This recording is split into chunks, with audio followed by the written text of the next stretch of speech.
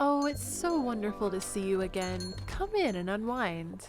Welcome back to the Celestial Cafe, a podcast for the magical mind. So come, take a seat. Would you like something sweet? A star drop potion for the soul? Maybe an enchanted eclair as a treat? I just baked a batch of warm cookies with a dash of moonlight. I wonder what will happen if you take a little bite. Here is your bewitching beverage. Let each sip melt your worries away. It's time to open your mind.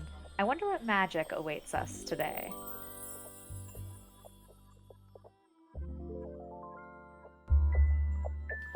Hello, everybody, and welcome back to a new episode of the Celestial Cafe podcast. How is everyone doing? I hope you've had a nice start to November, and I hope you had a good Halloween. Safe, wonderful Samhain adventures. How is everybody doing? I'm okay. I have been taking it easy. I started rereading The Hobbit for the 30,000th time. Cute. So What a great idea. I need to read more. So that's been like a little goal I set for myself recently. So I'm starting with a fan favorite. Should be nice and easy. So I've been just spending a lot of time by my altar reading, enjoying good food. So much good food right now because autumn really has the best food of all time. It is the season of food. So I've been having pumpkin pies and big warm cups of coffee, and I've just been very luxurious, honestly. Feels nice. I just started rereading Hunger Games. And by rereading, I mean listening to the audiobooks, but I joined the gym, the Hunger Games. So I needed some kind of audio entertainment besides music. So Hunger Games it was, because I was like, look, I think it's like a comfort movie or comfort thing. It's like I already kind of know how this is gonna go. I know that I like it. I know that it's a good like 30 hours to get through all of the books, so I got a lot of content lined up. So and it's a good story. There's a lot to talk about. There's a lot to think about with Hunger Games. I definitely recommend it. And I've not seen it. That's like a whole month of going to the gym. Exactly. Right there. True. And I've done a lot of movie rewatches of it. I've rewatched the quadrilogy. How do you say it for 4? I've rewatched that 3 or 4 times in the last 2 years. But I haven't listened to the books, so I'm like, let me give the books a listen. Love going back and listening to audiobooks, especially after you already know the story or know the book pretty well, because I love hearing how the voice actors like the voice actress things are affected. The voice actress, the lady that reads the Hunger Games audiobooks does a phenomenal job. I think this is my 5th or 6th time listening to these audiobooks. Wow, really? Yeah, Hunger Games is just a comfort. It's a comfort series for me. So I've listened to it a billion times. It's something I've never listened to an audiobook before. Oh, I loved it. I used to do it a lot when I was working at the stables. I listened to the Outlander books. That was the first one I listened to, which was a great choice, by the way, because the lady does the accents and everything. There's so many different accents in the Outlander series. Yeah. Very, very good. My favorite author, Tamara Pierce, she writes in 2 worlds, but one of her worlds, all the audiobooks are full cast audio, and it's great because it's her and her husband and Bruce Colville and who's like her best friend, and just like it's full cast audio, and it's just like these people who know these stories, and it's so great. That's really I'm just cool. like, yeah, I do really enjoy listening to one person who's good at voices. What's his name? James Marsters or James Marsden. I confuse him for the main character from Red Dead Redemption. The names are so similar, but it's the guy that played Spike in Buffy the Vampire Slayer. I was gonna say that's Spike, right? He voice acted the series The Dresden Files. And he does such a good job. He's one of my favorite voice actors of all time. But also I have to give a mention to David Tennant in the How to Train Your Dragon audiobook series. He fucking kills it. He is so good. But yeah, the How to Train Your Dragon books are drastically different from the movies, but I'm sure. it's a totally different experience. For starters, the what's the dragon's name? Toothless is in the books. Toothless is like the size of a chihuahua and talks in English. Or no, sorry, he talks Wait a he talks in second. a dragon language, and Hiccup can understand it. He's one of the only people that can understand what Toothless is saying. But in the movies, Toothless is huge and does not speak at all. Yeah. But so it's total, and Okay. he's a little sarcastic smartass in the books, and you just want to kick him Kinda across like the Gigi. room like a football. The books very much feel like they're targeted for like 10-year-olds. There's a lot of like fart jokes and stuff. But Okay. it's a lot of it is a lot of fun. That's cute. So Okay. so yeah, that's what I've been doing. I've been trying to get through the gym. I've gone 4 whole times in the last 2 weeks, and I am deeply exhausted. But very proud of myself and feeling like I almost didn't go today. And I was laying in bed and I was like, I need a rest day. I went yesterday. I deserve a rest day today. And I was like, and then I just like rose from like the dead. I went from like being like dead still in my bed to like kicking the covers off and being like, absolutely not, I'm going. And then just like ripping through my room like a tornado. So I love that. I heard this one TikTok the other day, and it was like, I've started living my life based on asking if Aragorn, son of Arathorn, would do this. And it was like deciding Oh my whether or not to go God. to the gym that day. Would Aragorn, son of Arathorn, do this? That's a Yes, good way. Yes, he would. He would get his I do ass that out with of bed Luffy. and go to the gym. I saw this quote today that's not as funny, but it was just something like, you either have excuses or you have results. And it's one of those like gym motivation quotes, but it was like, Yeah. okay, this is really tangible, really short, and it is true, because I had a whole bunch of excuses this morning. Like, I need a rest day, I'm tired, I've got to record Celestial Cafe later, da-da-da-da-da, like... I always think about that one girl that was just like, do you think I want to go to the gym? Do you think that this is fun? Yeah. No, it's not fun, but I'm doing this for me, and that helps too. But also, I like to think that Monkey D. Luffy would That's a wanna go good to the gym. idea. Would Winston skip leg day? Yes, Would actually. Winston Overwatch? Winston Overwatch Taste Peanut has butter and never... malt. Winston Overwatch has never done a leg day in his life. Not once. I should just He put doesn't posters skip of arm day. Zarya. No, actually not Zarya, because Junker Junker Queen. goals. Actually, Except I don't yeah. really want like a Queen ripped does wash. not skip leg day. She doesn't skip a single day in her life. In fact, if she No. can do 2 days in one day, she's doing it. Shout out to our Overwatch fans. What's up? True. So Very yeah, niche. this is not a fandom podcast, believe it or not. And not a workout podcast. Maybe it'll turn into a watch out. No, I'm kidding. But this is the Celestial Cafe podcast. We're a witchy, magical little squad of friends that meet up a couple times a month and chat about the full moon and a variety of other witchy topics. Today is a full moon episode, so we're here to talk about the full moon lunar eclipse in Taurus, also known as the Yes. Beaver Moon of November, that is happening Yes. early next week. We're recording this on November 3rd. And what day is the full moon? It is Tuesday, Tuesday. November 8th. Election Okay. day. Bright and early. Yes. So that's what we're going to be chatting about today. But here at the Celestial Cafe podcast, we do love our tasty treats and delicious beverages. So what have y'all brought to the table with you to satisfy your little taste buds while we're having this conversation? I'll go first. So first Whoa. off, I have this beautiful mug, and normally I don't buy things from Starbucks, but like Oh, that's really if you're on the cute, though. video podcast, like the mushrooms and the ferns. So for those who are listening, it's like this iridescent light pale green, and it's got like a bluish shine to it, and then it's got a blue like print of mushrooms and ferns like all around the mug. It's beautiful. I couldn't resist. It's So I very was like, Panthera. I was gonna say Starbucks, very take my Panthera. money. Yeah. The dark Brand. blue with the greens. So yeah. yeah. I actually think and Starbucks has a pretty good selection of mugs. I like Yeah, that. they're I'm cute. often Usually I'm not a big fan, but like they've and gotten the square better. They've gotten handle? better. I They probably really I probably have a It's good nice. 8 to 10 tumblers and mugs from Starbucks. Oh, shoot. Yeah. Can't help it. You're a Starbucks super fan. I live Yeah, out I did buy the not tumbler version of necessarily. this I too. just live out in the middle of nowhere, and the only splurge shop I can do is a coffee cup sometimes. So Literally, I feel that, yeah.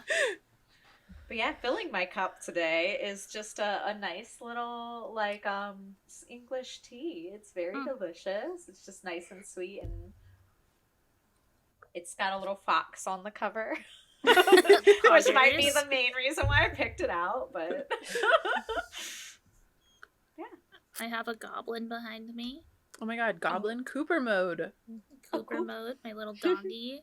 So you might hear some crying. I wouldn't be concerned. He just wants attention. So for me, got my water, of course.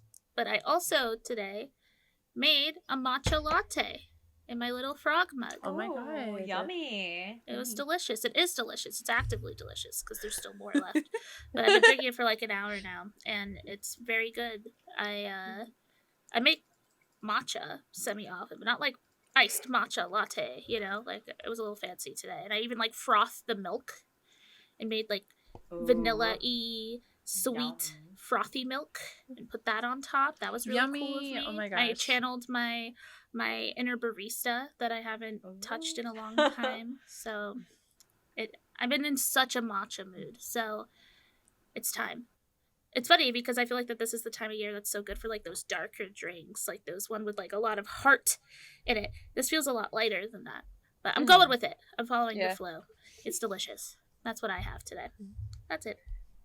I have my regular water and I have my regular Coke Zero. Delicious. In a very fancy cup. In a very fancy cup. I know, I thought you had a cocktail at first. This is actually, I got this one year I went to, my friends brought me to Medieval Times for my birthday. So, and they got me like a fancy drink. Times. And so this cup is from a fancy drink from Medieval Times. But Wow. I like to drink out of it when I'm not feeling the best and it makes me feel a little fancy. It would make me feel fancy too. I like it. Yeah. Yeah. So that's why I've got this fancy cup today. It looks like it needs a little curly straw and an umbrella. Yes. I had the curly straw in my brain too. Yeah. I love that. Well, yeah. I have the golden trio. I've got my gigantic, look at this thing. It's a 40-ounce marble. Okay, I'm going to try to do the Panthera thing she just did. She just did such a good job of painting the picture of her cup. But this is like a giant metal, like, handled tumbler thing with a little straw, and it's got a little plastic thing on the straw. So it's like very nice. I'm immersed. But it's like pastel purple and pastel pink. The handle is a pastel pink, and then it's like a marble pink and purple all around it. But it is one of those things that's metal inside. So it's like a Yeti cooler, but it's not Yeti. It's some like off-brand thing. But it keeps your cold drinks cold for like 12 hours and you're hot Confirmed? forever. Like I literally will I'll make myself like an ice water at 8 p.m. and then when I wake up in the morning around 10 or 11 in the morning, there's still ice in it. Whoa. And it's 40 It's actually ounces pog. approximately. I measured it the other day because I'm trying to do all my like fitness tracking, and I've already drank one of these today. So Ooh, and I'm on my second one. This is more water than I awesome. ever drink. I'm lucky if I can get in like 16 to 20 ounces a day. So Wow. but honestly, I've been working bad out, and lately. I was walking out. I walked a mile, and it was like almost 70 degrees today, so it was hot, and I was like actually chugging the water while I was working out. So I'm on track for my water goals. Anyway, that's just the water. For everything else, I have a iced mocha latte without Yummy. milk because I needed caffeine because oh no, am I just gonna turn into one of those annoying gym people that talk about working out all the time? Yeah. I'm so tired though. I've not been this tired ever. And it's not just like tired, I want to go to sleep. It's like mentally exhausted brain fog that just, it's like I have no motivation and I'm like brain dead and I'm like, I don't want to make a joke. I don't even care to make a joke. I don't care. I don't care if you're amused by me. I don't care. Like it's that kind of like exhaustion. And so I was like, I got to get a coffee to get through tonight so I can have some level of energy. And then I have a sweet tea, just a good old Southern Lipton sweet tea, just so I can have something tasty to sip on because the coffee is watered down as hell. And yeah, that's Your body's gonna adjust. I hope, and I know it will. Yeah. And I know I know I'm like 2 weeks in and I'm like 4 workouts in, but it's just like I'm an instant gratification bitch, and there's no instant gratification going on right now. There's not a single thing that makes me go, this has been worth it. Like, not one thing. I'm sleeping longer than I ever have. I'm tired when I get out of bed. I'm tired all day. I want to take naps in the middle of the afternoon. what is the point of this? And I've gained 4 pounds, so what the fuck? Anyway. It's all that muscle, your rippling muscles I don't know are about all coming that, through. So, it's all that extra water you've been drinking, honestly. I think it is a mixture of like a little bit of muscle shifting and water weight, and I'm not taking it that seriously, but it is just, there's no instant gratification, and I'd rather go shopping on Amazon, you know what I mean? So Yeah. I do understand. But yeah, so those are our sippies. Let us know in chat. We got a pop in Twitch chat tonight. We do record our podcast live on Twitch whenever we record these. So if you want to hang out with us for a live stream of this, it's at twitch.tv/HeyShadyLady. And we're adjusting our schedule around, but we're looking to be Thursdays at 7 p.m. More on that in the next episode, though, which will be 2 weeks from now. Yeah, there should be some really big announcements. Yeah, we're starting to move some little brainstorm clouds in the background. So, our We've next, got our briefcases. We're ready to business this up. Oh yeah, we have our little bow ties. Teaser for the next episode, which will be on the 17th of this month. Possibly gonna be digging in a little bit to shadow work. So. That's our little teaser. But let's go ahead and jump in today. Today we're talking about the lunar really eclipse. Quick. Oh yeah, Panthera's got a really big announcement. What I've been working on. So I'm currently pumping out a lot of products right now for my upcoming shop launch. So definitely stay up on the social medias to see when that is going to go live. But essentially it's an Etsy shop launch with physical products. And I'm so excited. So I brought some to show you guys. So this is one of my oils. The green screen doesn't like it very much, but this is one of my self-love oils. And I'm just so happy with how they come out. So they've got crystals, rose petals, the gold flaking, some glitter in there. Of course, eco-friendly, biodegradable glitter. So I took a lot of care to make sure that everything is like ethically produced and eco-friendly wherever possible. This is my upgraded prosperity oil. It's got little money in it. I don't know if you can see the little like oh my God, $100 bill in there. Let me see if I can get it to focus. But so, oh my God, I see them. That's so cool. I'm so happy with them. They're so cute. Just like fulfilling my aesthetic dreams. I'll be having spell kits, new oils. I've got some candles coming out. So this is a self-love candle. So it is pink. It smells like vanilla. It's a little tea light. It's got some pink quartz there, some rose quartz and rose petals. And then this is like the prosperity or abundance candle. So it's got that gold flake again, a little pyrite, a little green aventurine, some basil and peppermint on there. And it smells like bamboo. And then I'll be having crystals as well. And this is what I'm so excited for, you guys. You'll be having what? It took me forever, crystals. It took me forever to find a supplier that fit my ethical standards and everything and who wasn't like ridiculously priced and everything. So I will be having all kinds of new crystals launching. All of these are sourced ethically, and the vendor that I have is local to me. So I'm very, very excited. So all of these will be available on launch as well too. I only have a couple of the bigger crystals, so they will be going I'm fast, so excited for you. This is going to be so cool. I'm so excited. Do you have a name picked? Is it just the Farrellwood Farm? It's going to be Farrellwood Wares. So yes, I thought about Farrellwood Farm or Farrellwood Witch, but I wanted a mix of products that I create for like just body products kind of a thing, witchy products as well. I didn't want to limit myself, so I was like, Farrellwood Wares will be great. So yeah, keep an eye on that. It should be, I'm hoping, fingers crossed, in the next week or two. I just got to take the pictures and make the physical listings pretty much, but and make a couple extra. You're gonna be so busy. Oh my gosh. Oh, I've got wands, 2 smoke wands, all white sage free. So I've got rosemary, mugwort, and a bunch of other ones. So I'm very excited. That's so cool. That's gonna be awesome. You heard it here first, folks. It's the Celestial Cafe exclusive. Woo! That's so exciting. Cool. Good job. Oh my God.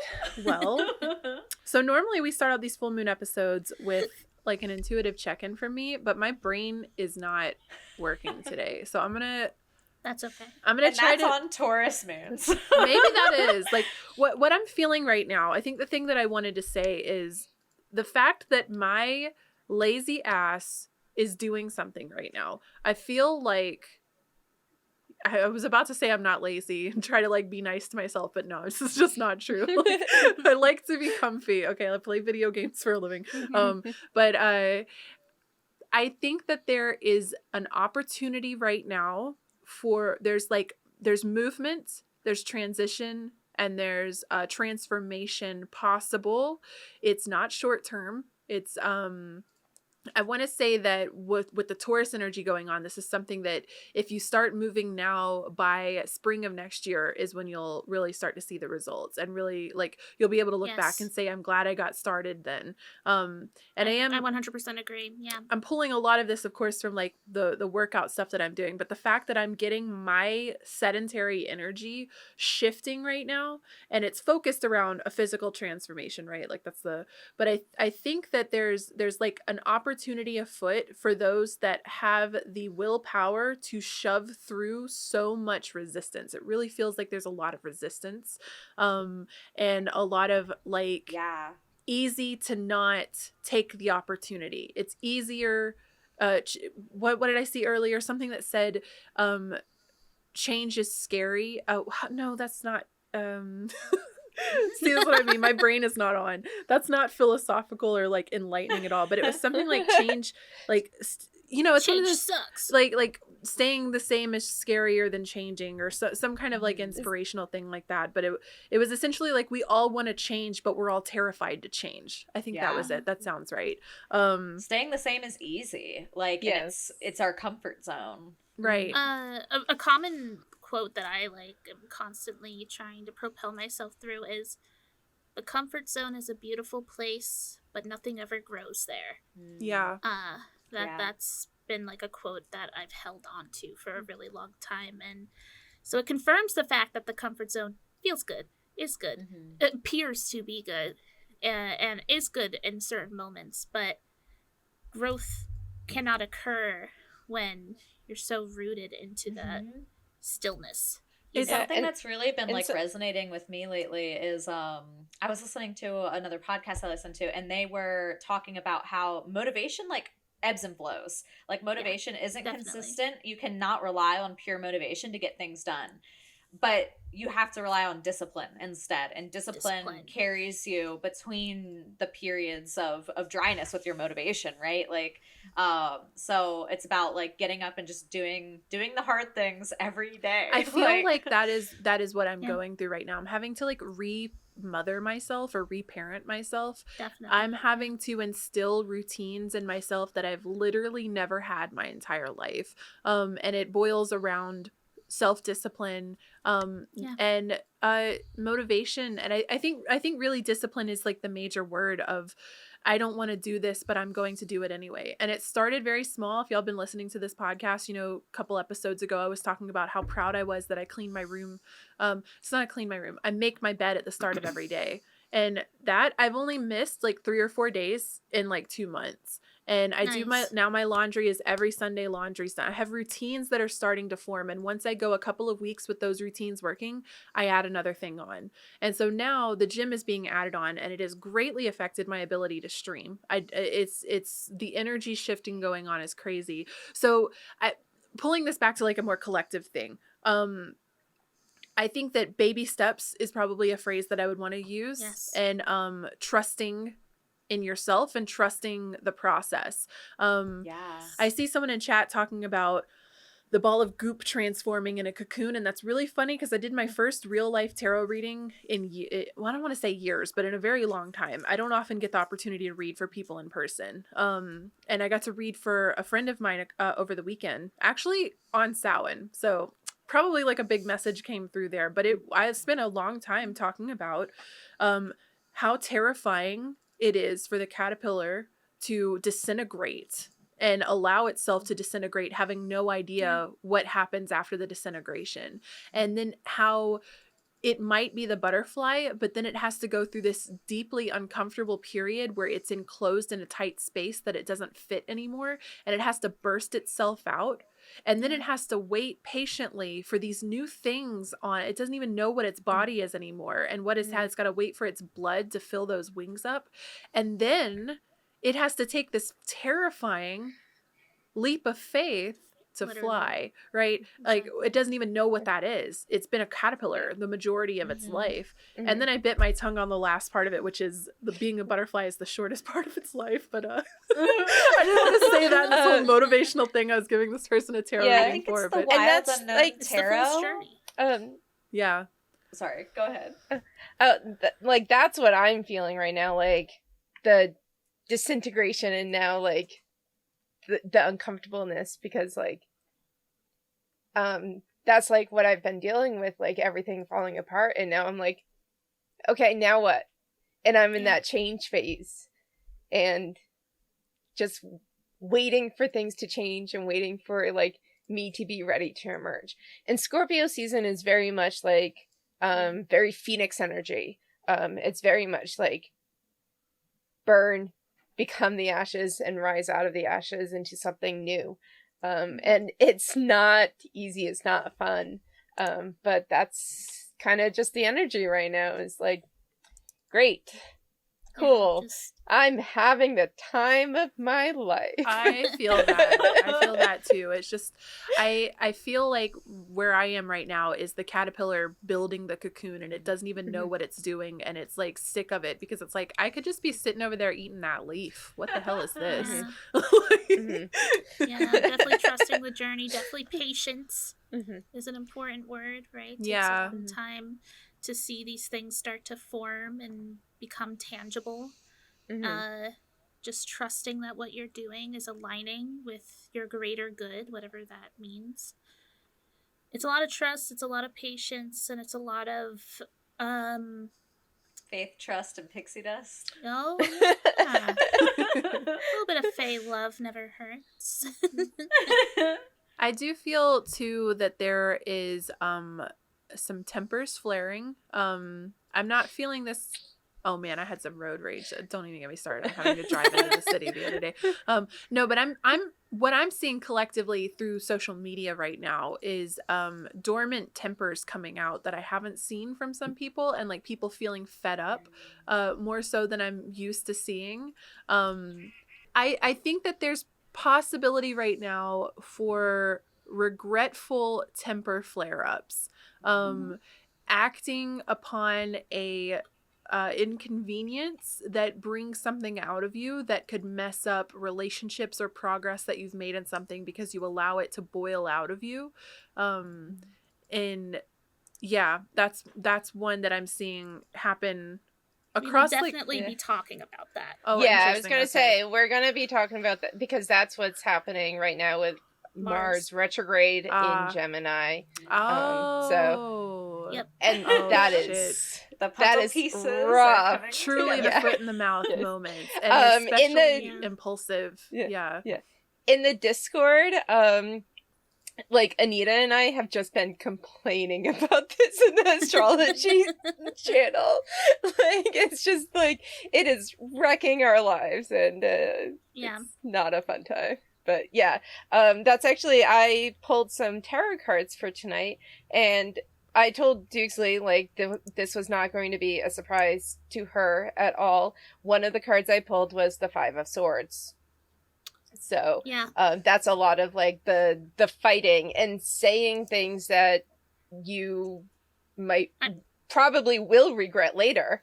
But I'm feeling 5 energy in general. Yeah, the other card I pulled was Five of Cups. It's interesting because the tarot reading I got the opportunity to do, I was hung up on the Five of Wands and the reading for quite a bit because it was like, we gotta get out of this dick flexing and dick measurement and all of this, like anything for me. I've been working on this, I feel like the whole year, but any social situations that are dramatic unnecessarily, I saw what you said because they sent me the screen caps of it the other day. And even if it's like if you're not chronically online, a way that I saw it taking place was like, well, I was up for that promotion at work, but then you went around and told the manager behind my back that I did this thing the other day. And then I showed them the text from the group chat from all the employees so that you wouldn't get that promotion either. Like just little sassy, petty, dumb social bullshit. I have completely withdrawn. If I get a little tiny red flag going off, I'm out. I'm a head out, like not doing it.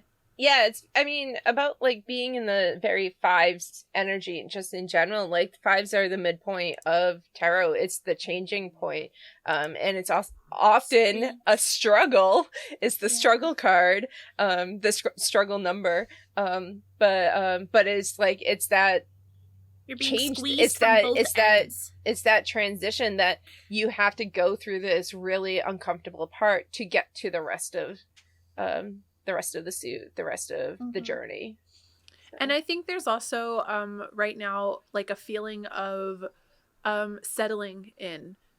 So I think that going along with what I was talking about at the start of my little intuitive info dump is whatever you decide to settle into right now is going to carry you through the winter. So think carefully about what habits and routines and energetic deals and contracts that you're lining yourself up with, and make sure that it's something that you're satisfied spending 4 to 6 months being wrapped up in. Is your spring cocoon imagery self again gonna look back on this winter and think that you've spent this time well and thank the winter self or curse the winter we self? want to look at the Taurus Scorpio axis, so around like April or so of next year. Imagine where you're going to be around April or so of next year. Late April, early May. Look, I'm doing my best with my forebrain cells. But around springtime, well, at least in the northern hemisphere, around the change of the seasons, so the big seasons, the big shifts, when the winter starts to turn back into summer, and when summer starts to turn back into winter, depending on where you are in the world. So this is a good like half a year shift. And what is this energy going to be spent on? Think about yourself, like for us in the northern hemisphere, like you're going into hibernation. What are you bringing into the cave with you? Are you bringing in a bunch of toxic assholes that you're going to sit there arguing with for 6 months and being caught up in a toxic relationship or whatever it is? Or are you bringing in your workout gear and you're going to spend hibernation working out? Or are you going to bring in your little notebooks and you're going to spend hibernation writing that book you've been saying you wanted to start? Like, what is it that you're going to spend this next bit of time on? Because it is going to be a lot of slow, steady progress that you are not going to see the differences from day to day. And like me, your impatience might kick in depending on what type of, birth chart you have or what type of person you are. If you need that instant gratification, it's not going to be here. This is not an instant gratification moment. No. This is a settling in. And I feel like, I don't know why it feels like Mercury retrograde, but it really does. There's been so many mess ups, like so many, like I was looking at one of the astrology Twitter accounts that I follow yesterday or the day before, and they were like, this Mars retrograde is going to feel like Mercury retrograde, but 6 times longer. Because it's in Gemini. It's in Gemini, so yeah, like, communication, technology, all that. Yeah, this is going to be like a very mercurial Mars retrograde. Yeah. So you're spot on with picking up on those energies. Yeah. It feels more like Mercury retrograde than the last Mercury retrograde did. Like, to me at least. Like it does. Yep. Mm-hmm.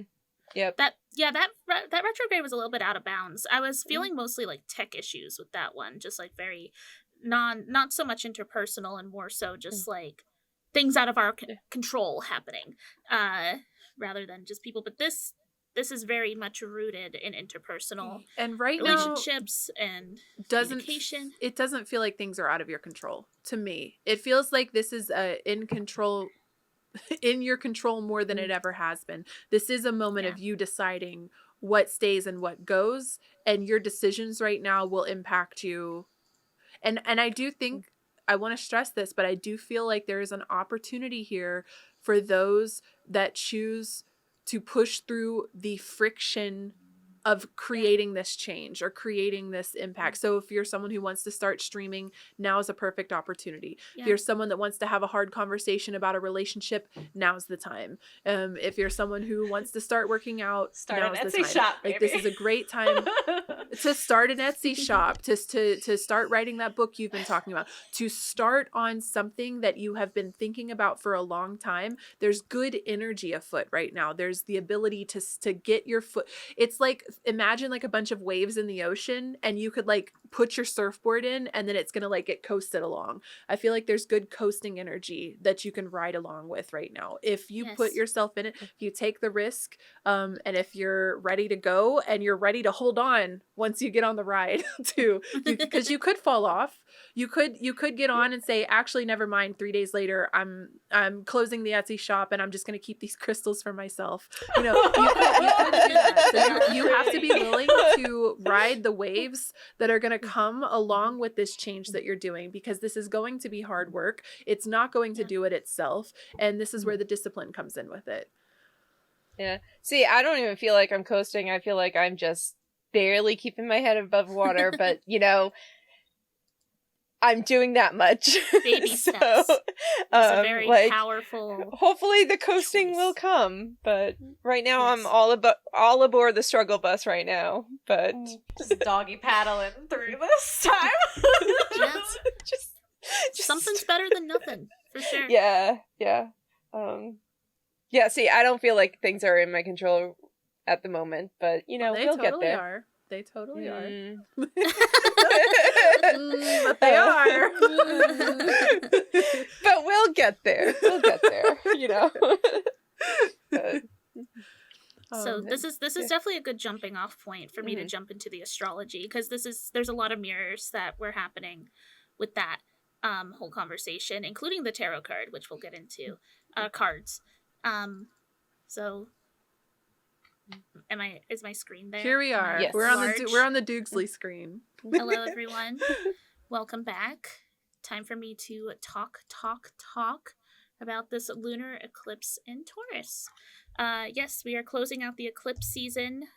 We just had a solar eclipse in Scorpio a little bit ago. I hope that went well for everyone. We are currently, at the time of recording, in the thick of eclipse season. It is we're just in it. We're in it. And I'm sure that everyone's feeling it. That's probably where all this squeezing is feeling and coming from, right?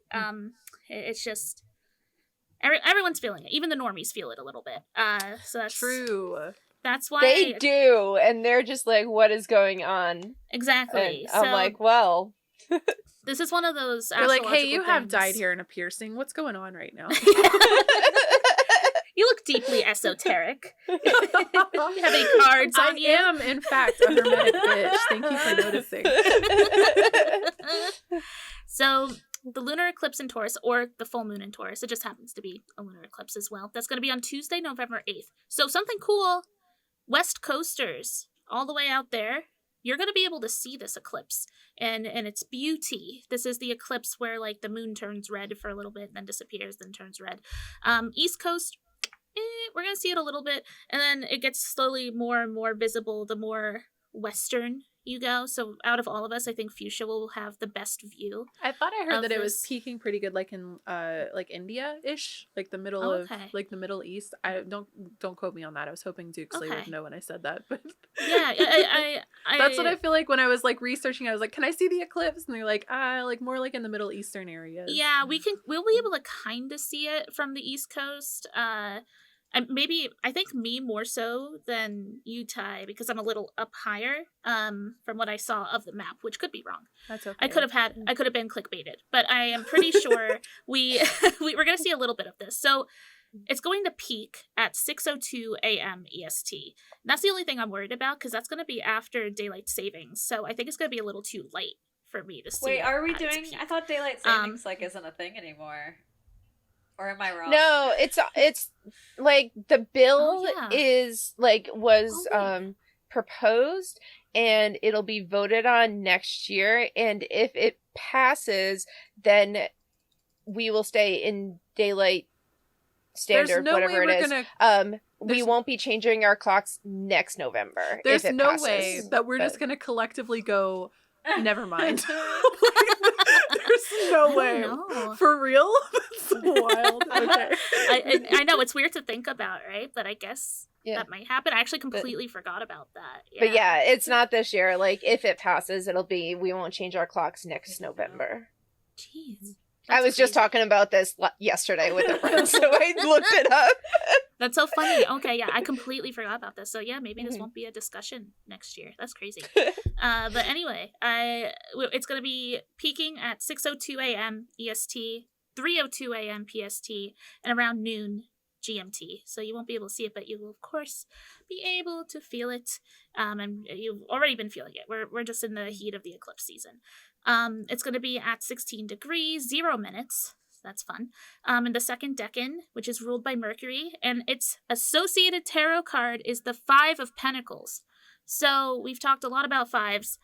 In fact, every other 5 has been brought up except for the 5 of Pentacles. 5 of Pentacles is such a tactile card. It's the one where there's 2 individuals walking through the snow, and they have like crutches, and it has that beautiful stained glass window of what we presume to be a church in the background. It's all about persevering, but also knowing when to ask for help, that kind of dance that happens there. So I thought it was interesting that so many 5s came up, because that is the card that is representative of this moon in particular. Now, I want to talk about Taurus energy in particular. I love Taurus energy. It is me too. Yes, so comfy and beautiful and luscious. A lot of people think I'm a Taurus, which I could see that makes sense. Yeah, I think that's like, usually people get a spot on, they see like the Pisces, and they see the talkative Gemini, but the third most common I feel I get is like, you're a Taurus, aren't you? You like food too much. And it's you're like, a Hufflepuff. You're obsessed with the 5 senses. Yes, I love it, which I'm definitely going to be talking about. I think that Taurus is such a good representative of the 5 senses. So is the 5 of Pentacles. I think that card is the representative of the 5 senses. But anyway, so Taurus is an earth sign. It's a fixed sign, and it's ruled by Venus. We love Venus. Venus is such a good planet. And when I think about earth element plus Venus, I think of patient, consistent love, uninterrupted focus on your goals and on your dreams. I feel like God, there's I like wish that were me. Yeah, Capricorn, right? Sun, Taurus, Moon. Like, all I focus on is my goals. Actively seeking earthly comfort so that they can ground, which means, yes, the food thing is true. Taurus people love food. It's they love to activate the 5 senses. Like, I feel like that's like one of the few generalizations that are actually spot on. Taurians want to luxuriate through the 5 senses in particular. They'll do what they can to confirm a beautiful life, but I feel that they're also prone to losing themselves in maximalism, luxury, the comfort zone, as we've been talking about. It's easy to get lost in the sauce there. I wrote down some keywords such as like high endurance, hardworking, anchored. I find that a lot of true Taurian souls just like dig their heels into whatever they're doing, and also are a very anchoring force for others. I think that they radiate this, I got this. The downside to that is that we are stubborn as fuck sometimes. The next word, stubborn. It's true, but all earth signs are stubborn. Well, yeah, that's why, I mean, look at me, like Capricorn, Sun, Taurus, Moon, like you can't get me to do anything I don't want to do, so. I get it. Nope. My only Taurus placement, I have Mars in Taurus, which is actually like a big cornerstone of my chart, and one that I've never been able to connect with. I have such a bad relationship with Mars, and it's such a shame that, in my opinion, that it's stuck in Taurus. It's like one of those things that I've just not been able to conquer yet. In the second house, so it's like supposed to support me and energize me. I feel like I'm exhausted by it all the time. And I feel like with that fiery Martian energy, which is, I believe it's actually exiled in Taurus, which means that it's just not happy to be there. So I wish I had more healthy Taurus energy in my life, because I feel like it manifests for me in Martian ways. So when I'm overworked, like I'm doing too much, I'm over emotional, I'm over this, I go towards luxuriating, and I go towards seeking out my comfort, but on like an extreme degree. Balance when it comes to Taurian things is not my strong suit. I wrote down also the word hobbit. I'm in my hobbit era, so pardon me, but I feel like Taurians are such little hobbits. What was his name? They Diggory Daggins. What was his name? Tom Bombadil. Diggory Daggins. Diggory Daggins. Where did you get that What a from? legend. I don't know. That sounds like a hobbit name, doesn't it? Also, Kinda, Tom yeah. I mean, Bombadil is not Bilbo a- Baggins. Diggory Daggins from down the street. Down by the river. Yeah, oh my god. That's so good. I feel like Taurus individuals are such little hobbits. Environmental, I feel. They're very in tune with the environment they're in. They're also very gentle. They're very stabilizing. And another way to also look at Taurus energy is by looking at that Taurus-Scorpio axis, which we're going to be talking about a lot today. There's a lot of planets right now in Scorpio. There's a lot of planets right now in Taurus. And they're both very activated. And I feel that Taurus versus Scorpio energy, I wrote down abundance versus lack. A big part of the Scorpio journey is learning how to thrive with very little. And thrive, through releasing, while Taurus people like to collect and collect. I also wrote down mundane versus otherworldly, right? Like simple versus complex. There's something very simple about Taurus individuals that's so powerful. We don't always have to. A phrase that I think of when I think of Taurus people is, it's not that deep. Like I'm doing what I want to do. I'm living the life I want to live. I have my goals that are set and that I want to lean into, and it is what it is. And Scorpios want to keep going deeper and deeper and deeper. I think that it's just an interesting axis. And I think that they're both related to power and resources, values. So that's how they're on the same coin, but they both go at them in very different ways. I just feel like I want to give like a little bit of a roast side because you're being very complimentary. Yes. So I can roast Taurus. I feel like there's a really strong laziness to Taurus. That's that comfort zone that can boil out into manipulation to get other people to do things for them. I'm thinking of a cow when it has a fly on its butt and it whips its tail around like that's the least energy expense it could do to resolve that itch on its butt, right? You could also look at it as like incredibly clever because they're conserving energy rather than wasting it frivolously trying to, when there's an easier way to do this. But often in Taurus people that I know, they have this way of taking the shortest path to get somewhere, which can sometimes include using other people to get there. And this also comes with Taurians have a love language that is giving and serving others. So when you get involved with a Taurus, there can become an indebtedness that you feel towards them, so that they are more likely to have the ability to ask you to do things, because it's like, well, they did make me dinner last night and I didn't even ask them to, or they did, make my bed for me and I didn't even ask them to, like, kind of thing. There's this kind of like mixture going on. And especially when we play that in with the Scorpio axis energy, Scorpios are notoriously known to be manipulators. And I think that that's kind of playing in that power dynamic that's going to come in. I think that Taurians don't seem like a threat until it's too late.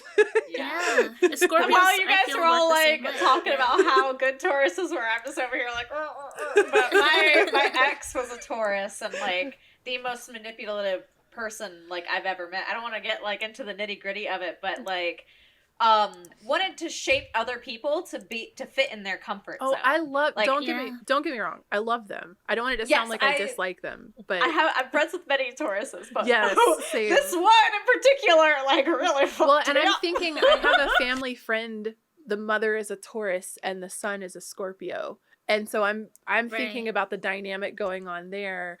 And that's where it's like, as soon as you said, I was like, oh, the Taurus Scorpio accent, what an interesting like familial relationship to have. And then like the playback that goes between the two of them, then it's like, when you just condense this down, it's the same energy, two sides of the same coin, just like And it's interesting because you look at Taurus, which is ruled by Venus. You look at Scorpio, which is ruled by Mars or Pluto, and I think that also gives a good insight on how they assert their power, right? I think Taurians assert their power very aesthetically, so it's very subtle, and I think that Scorpios can assert their energy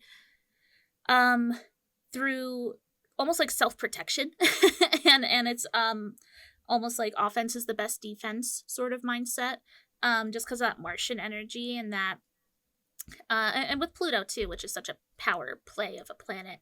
And I've always found this axis really interesting and empowering, and I think that working with both of these signs can help us sort of get our heels into empowering our own lives. I think the slow moving energy can't be understated either. Like Taurus, but there's very slow. Once you get, and again, I want to like think about a cow, like on a farm and how it's used by a farmer or whatever. Yeah. How hard it is to get a cow to get up out of the mud when it's comfortable and relaxing, like pulling on its reins, it's not going anywhere until it wants to, and then the amount of effort and energy that it has to exert to get itself up off of the ground and then start moving. And they're not quick movers, but cows are often used, cattle are often used to like pull the the what is that, the Oregon Trail, like you oxen. Oxen weren't they cattle? The wagons. Well, so all right, you can use a variety of animals to pull disregard wagons, but oxen they're also used family. They're okay. Disregard bovines, so you're good. I imagine Bovines. farmers using cows to pull those hoe things that dig up the plow ground. the fields, to plow the fields, like cows, which are also ox. Okay, well, there's no bovines. It's okay. There's no bovines. Duxley, here's the mic back. I'm going back to my corner. I'm sorry, I'm just an animal nerd, and I'm like, they're both bovines. The last thing I want to say though is don't piss a cow off, because it's gonna stab you in the gut with its little bull horns. So they're good at that. Oh my gosh. And I do think it's interesting that you have Mars and Taurus too. That's the last thing I want to say, because slow to get started, but once you get started, there's no fucking stopping. Holy shit. I have a very high endurance. Once I can get the ball rolling, I'm able to show up every day. But it's really, really hard to get the ball rolling for someone like me. It's tough. And I'm prone to stubbornness as well. Especially when it comes to like what I feel is right. It's hard for me to reflect upon stuff like that. It's very Martian. It fuels me. It gives me my power, which is very slow and like a quiet flame. That's what it feels like. So we're here. Total lunar eclipse. Yeah, total, by the way. But that means that it's gonna. I thought it was partial. It is a total lunar eclipse. So jot that down. At least that's what it says on my calendar. Well, you're the one who actually looked it up. According to Google that I looked at earlier, it is in fact a total lunar eclipse. Okay. I'm not teaching about the astrology, so you looked it up. Yeah, I was surprised to see that, honestly, because I believe... Oh, no, we also had a total solar eclipse. Never mind. Anyway, yay, eclipse season. This is going to be the tail end of it. So congratulations to everyone surviving another eclipse season. Don't count your chickens yet. Not yet. Wait, it's going to come to a close. Let me look here. So the full moon's going to be on the 8th, maybe around like the 11th. I'd say we'd be fully out of that ecliptic 11/11. 11/11. That's when I'd say we're on the tail end, or we're completely out of. Yo, you really energy. put the dick in ecliptic. I said it. That's my new pickup line right now. You mean it? I want that on a t-shirt, please. And just to recap, I talked a little bit about eclipses, I believe, last full moon podcast, but just like on a scientific level, lunar eclipses is when the Earth goes between the sun and the moon, and that casts a shadow on the moon, which creates that red imagery. And solar eclipses are when the moon passes between the Earth and the sun. Thankfully, the sun does not pass between the Earth and the moon, or else we'd be dead. Yeah, so rest in peace, everyone on the planet. That would, it literally wouldn't fit. That's called the apocalypse. Yeah. And very dangerous. Whoa, congratulations to surviving another apocalypse season. We're recording Celestial Cafe on Jupiter. Yeah.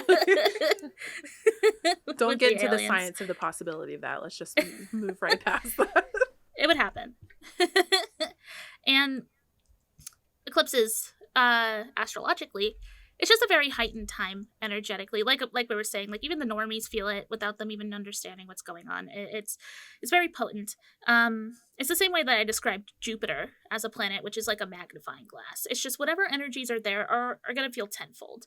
But also, I think something that's important to talk about is that paradoxically, perhaps, the luminaries, meaning the sun and the moon, they're fizzled out, right? Because the whole thing is that the moon is going to have a shadow cast on it, or the sun is getting weakened by like what's happening, the rotations of the moon, the cycles of the moon, the cycle of the earth, and so on. So it's almost like there's like how do I want to say this, like a power outage of solar and lunar energy right now. That's why this is kind of a poor time to direct energy around. It's much better to follow a flow, return inwards, choose to be a little still, and then after eclipse season, because the whole point of eclipse season, in my opinion, is returning inward, returning to your thoughts.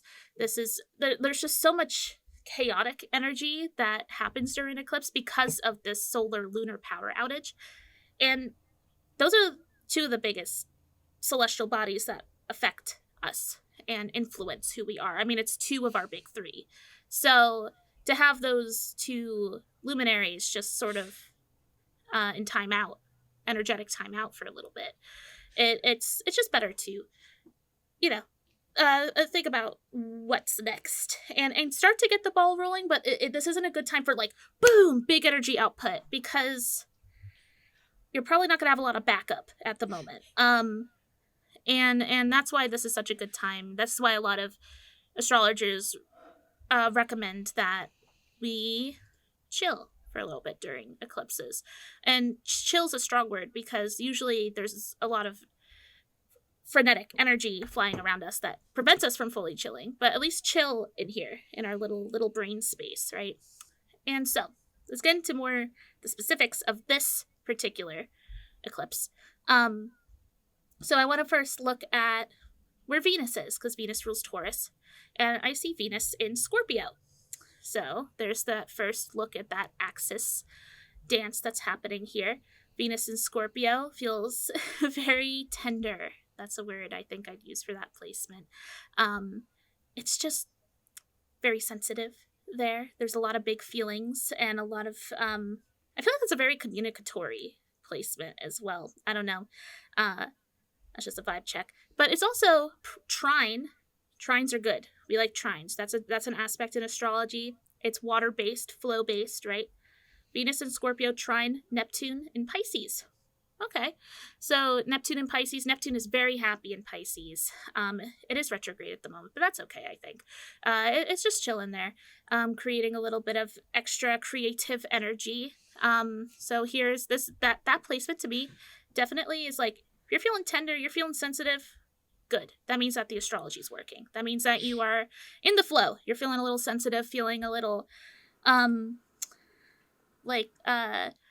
talk a lot about how the raindrops on the head, where it's like, okay, I just get like one raindrop every now and again, but then suddenly you're getting a lot of raindrops and you're starting to get agitated. And it's sort of like you're waiting for that straw that breaks the camel's back. And I don't know if you're going to mention it, but it looks like it's conjunct to Jupiter down there too. It is. Which means that this is good for expansion. This is definitely, which we're definitely going to talk about too. We're going to definitely talk about like big goals, which is what I think that this eclipse is really strong for. Like those big long-term goals, I think is really good right now. But I want to say also with Venus and Scorpio, trine Neptune and Pisces, that feels very creative. Does that not feel like an artist's placement? I think that this is a really good time to get your feelings out through art, and I'm always gonna bring up journaling, right? But maybe this is a good time to paint the feelings, to sing the feelings. Why am I getting I feel like that this is such a... I was so emotionally singing today. I'm in my Billie Eilish era right now. Like, I was very much into like emotionally charged music, and especially like sadder, more emo feelings for sure. Yeah. I'm so deep in Willow's discography right now. Willow's album that she put out is very aggressive though.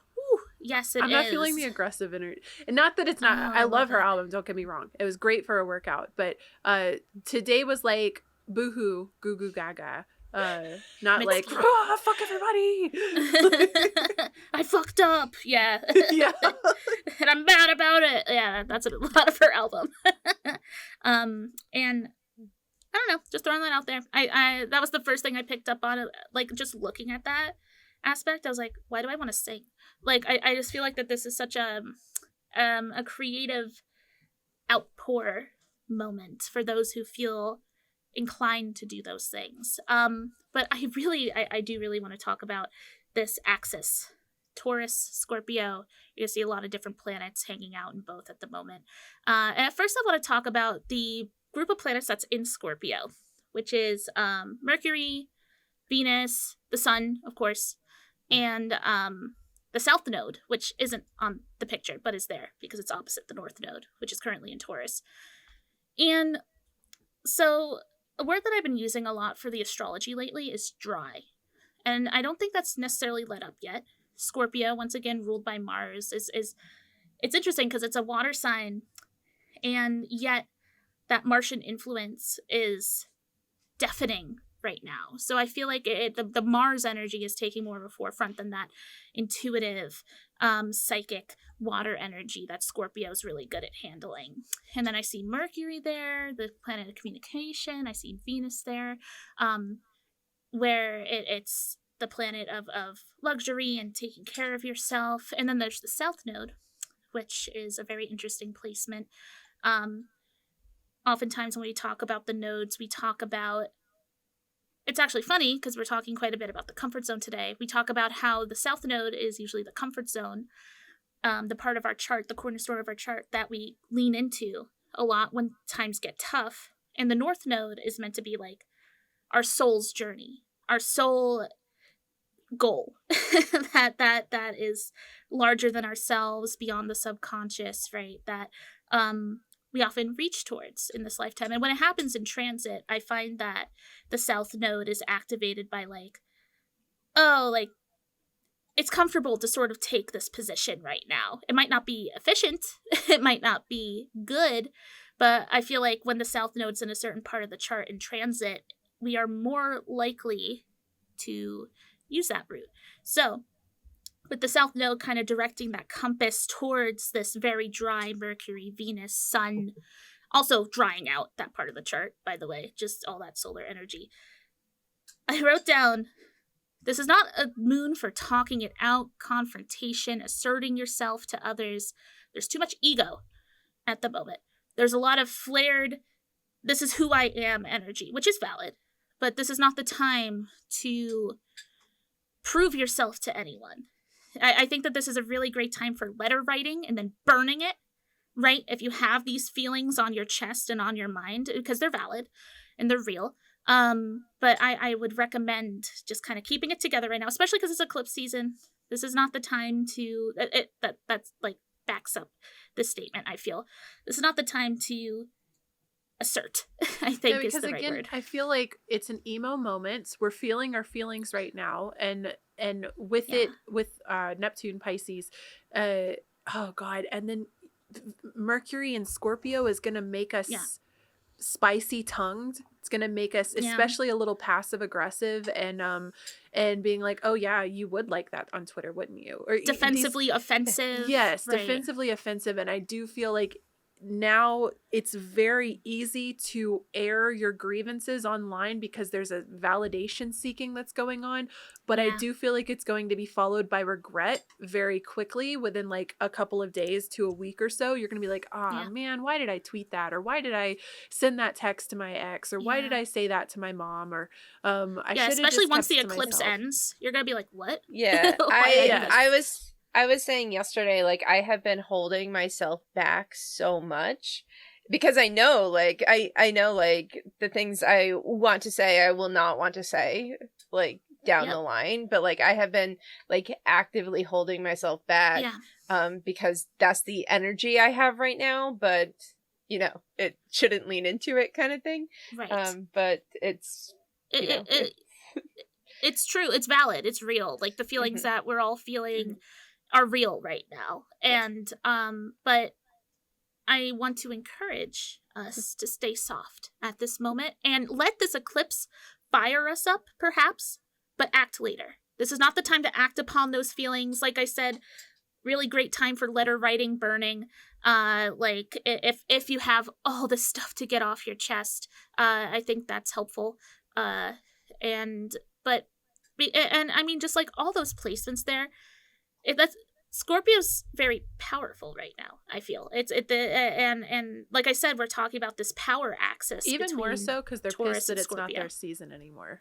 They're True, like, yeah. They're like, how dare you not make the entire year Scorpio season? Yeah, furious.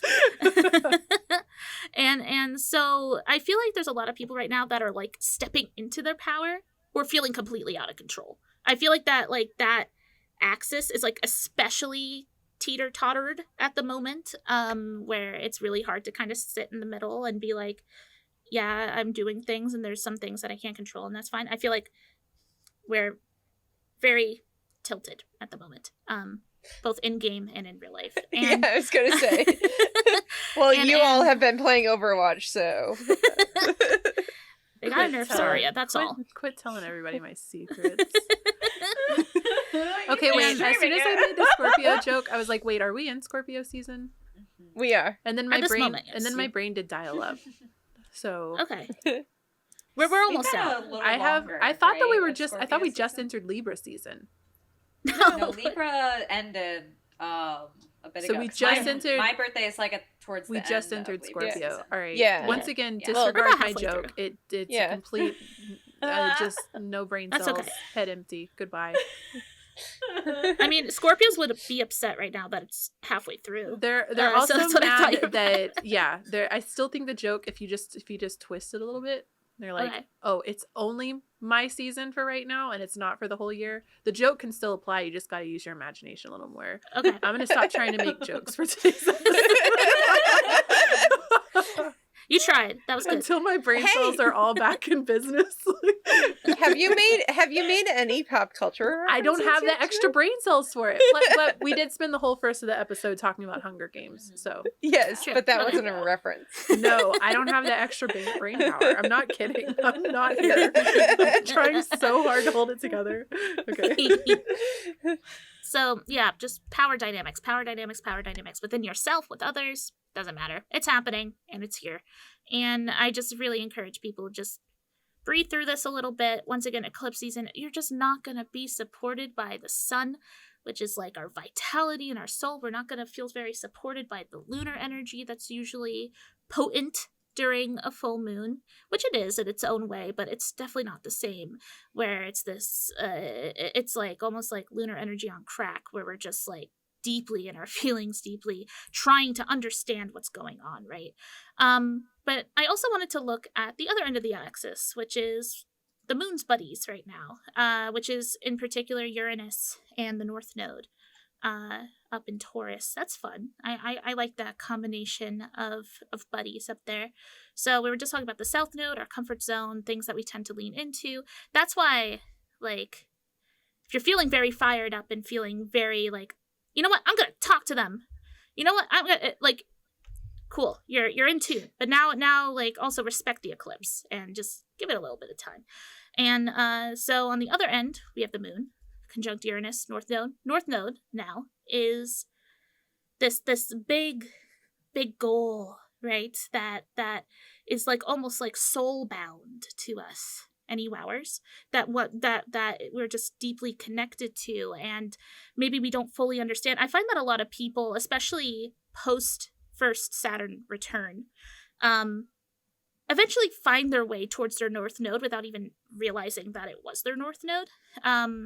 Like, for example, I have North Node in the 9th house, which is a house of higher education, of travel. And like I kind of had the right idea when I went to school for being a teacher, right? Like, you know, like I without me fully comprehending what my North Node was at that time, I was still sort of lining up with it. And so when it happens in transit, I feel like the North Node guides us towards leveling up, like living life to our fullest. And I think that this is a really good eclipse for soul searching, getting intimate with our goals, our big goals, our lifetime goals. And especially because here's that Uranus coming in, especially if they're kind of weird, especially if they're out there, especially if they don't fucking make sense to anyone other than you. Because I think a lot of us it's easy for us to settle into like, I want to be a lawyer. I want children and to get married, right? But with Uranus kind of there, it's also like, I want to be a toe model. That's my dream. That's my goal, my big dream, right? And nothing's going to stop me anymore, right? And I mean, if you really want to go like for no it. other. This brought all of us out of Lurk, Dukesley, but I just need to know what kind of jobs are available for toe models. listen, Modeling. Modeling You what? can start an OnlyFans. Toe rings aren't even... ankles. Sandals. Okay, valid. But wouldn't that just be a foot model? Listen, I mean, I guess you could have a foot without toes, but Okay, but you can still have a Whoa. few. You can still have Toe a foot without socks. Ooh, toe socks. whoa, hold on now. What did I you mean, I think But technically you could honestly- have a toe without a foot, or you could have a foot without. But a Nail if you're- polish. If you're going to We be might be modeling getting toe off. socks, then you could have ugly toes because they're fully covered. Toe socks are the foot modeling Maybe job for that ugly toe advertisement havers. requires you to like slowly Shit. like Okay, take off nail the polish. sock. All right, nail polish. Yeah, I am sorry. I am gagged by the toe model comment. It fucks me up. You're right. Well, I mean, I'm like, maybe I went into the wrong career. Is this the booming industry? Are there Like, hold job on. opportunities? the whole point was that she was naming like goals that are a little out Listen. there. Oh, Toe okay. model is a little out there. Or I want to be What does a he do for a professional. living? Oh, I'm a graphic designer. You don't tell people what it is. You gotta keep it a secret. I am an accountant. I'm an accountant. Yeah. My favorite is when streamers are like, "Yeah, I work for Amazon." Like, I tell people Oh, when I'm that's pretty in the good, real world and actually. they ask me, I say that I do graphic design. Because it's the Okay. same type of job. Like I'm thinking when I went to get my eyes examined, and I was like, okay, they're gonna understand the eye strain that goes into graphic design sitting at a computer. But I don't want to tell people in the real world I'm a streamer because then they're or anything like that. Because they're gonna be like, what? I want to see, and then they have what does that access mean? to me Yeah. forever. And no, I don't want you to know. Yeah. You gotta It was earn funny my 'cause- trust. Unless you're a rando on the internet that finds me, then hi. It was funny the other day. I met my new psychiatrist, and he was like, "Oh, what do you do for work?" I was like, "Oh, like I do tarot and astrology," and his eyes are glazing over. I was like, "And sometimes I stream." He's like, "Huh? Stream what?" I was like, "Wow." I was like, "Usually it's the other way around. Usually people get excited and curious about the tarot thing." Not middle-aged dudes. They're all about playing True. video games with everyone True. watching their cool plays. Yeah, he was really excited to talk about his stream deck and stuff. So that was cool. He had a Uh, stream deck? Hold up. Yeah, Does he stream? Hold up. I don't know. Question Is for your next therapist session. She- a streamer? She wasn't there to talk about him. Yeah, True. I True. was like, "Give me my meds now." We're all gonna like find his stream now, and then on his stream, he's gonna be talking about. You guys won't believe it. There was this pink-haired girl who came in. I finally got a and cool she- patient she's that just Let them actually... be fucked. But also she does tarot. No, that would be... Yeah. That's illegal. Yeah. He can lose his That's license. anti-gamer boy. Yeah. to read tarot. But then, Uh. yeah, just like Eklu says in chat, we raid into his stream tonight. We're like, That'd be yo, so what's funny. up? Guess what? I know our appointment's not till About you. tomorrow, Now? but can I trauma dump on you real quick? You are a streamer after all, right? That's your job. Yeah. You get paid to do this all day. But yeah, so toe modeling, you're valid. This is the time to soul search about God, it. that's what got us off on this whole tangent. Okay. And- but seriously, this is a really, really good eclipse to soul search and just get real with yourself and be like, yeah, I actually do want to pursue this or that or this thing. Wow, really fun examples I just gave. But whatever it is, you're this is a really good time to kind of lean into those ideas that you have for yourself. And radically, we're going to be talking about goal setting in a little bit, because I think that this is a really good time to create goals. And then once the eclipse kind of rounds out, then we begin them. Then we begin really chasing and fighting for these goals and creating a disciplined lifestyle, mentally, physically, emotionally, spiritually, and otherwise, to complete these goals. Now, there's one more placement I want to talk about, which is Moon Trine Ceres. Ceres is like one of my favorite placements ever, like in astrology. So I believe there's actually talks right now that it might be like a dwarf planet at some point. Like there's discussions happening, but for right now I'm just gonna call it an asteroid. So I'm not familiar with like anyone ever talking about Ceres in astrology. It's the best. I love give us her. a brief Sure introduction to Ceres, please. Yeah, a Ceres is the placement in your chart where you are meant to heal yourself so that you can heal others. It is very tender. It reminds me a little bit of Vesta, which is another popular like micro placement on the chart, where Vesta is more like about the hearth and the home, but Ceres is like you also need a kind hearth and home in order to do the healing. And it's often where like it's also kind of Chiron in a way, where like Chiron. we have to like the womb. You experience some hurt so that you learn how to heal from it. But like it's way softer than Chiron. It's way softer. It's very, very gentle, and it reminds me a lot of like Queen of Pentacles energy and Empress energy, and it's very much celebrates earthly pleasures and earthly comforts. So I feel like that's so perfect with a Taurus moon. Like I said, this is trine Ceres, so like it's just a very harmonious placement in my opinion. And I think that alongside some soul searching, some getting real with yourself moments, this is also just a perfect full moon to get cozy around your altar. Just be there with yourself. Make a big, delicious mug of hot chocolate or coffee, maybe something dark, right? It's an eclipse. That's why I'm kind of wearing black today. I don't know. I'm feeling like this darker energy afoot. Put a foot. I can't. Anyway, putting on some cozy. Just put on some cozy music. Write in your journal with your favorite pen ever. Be in the moment. Explore the 5 senses. Eat a juicy apple. Like. Put on a comfort movie, crochet your feelings, think about your long-term and short-term goals. Celebrate how far you've come. Hug yourself and forgive yourself. These are important things. This is a tender eclipse. So I think that it would be wise to just sort of take care of ourselves. And of course, I feel like I always recommend this. It's always a good time for a bubble bath. Listen, like I bubble think baths now more than ever though. It feels like a self-love moment. Like it does. Stay but at also home. like literally, like if y'all have ever seen that meme of Chandler from Friends where he's in the bubble bath with the glass of wine and the candles. Like I feel like that's like the moment right now. Yes. Use that bath bomb that you never use because you're waiting for the perfect moment. Oh my god, I do have 2 bath bombs that I bought over a month ago that I haven't used yet. But I have to clean the bathtub out first. And this is the moon for that, I think.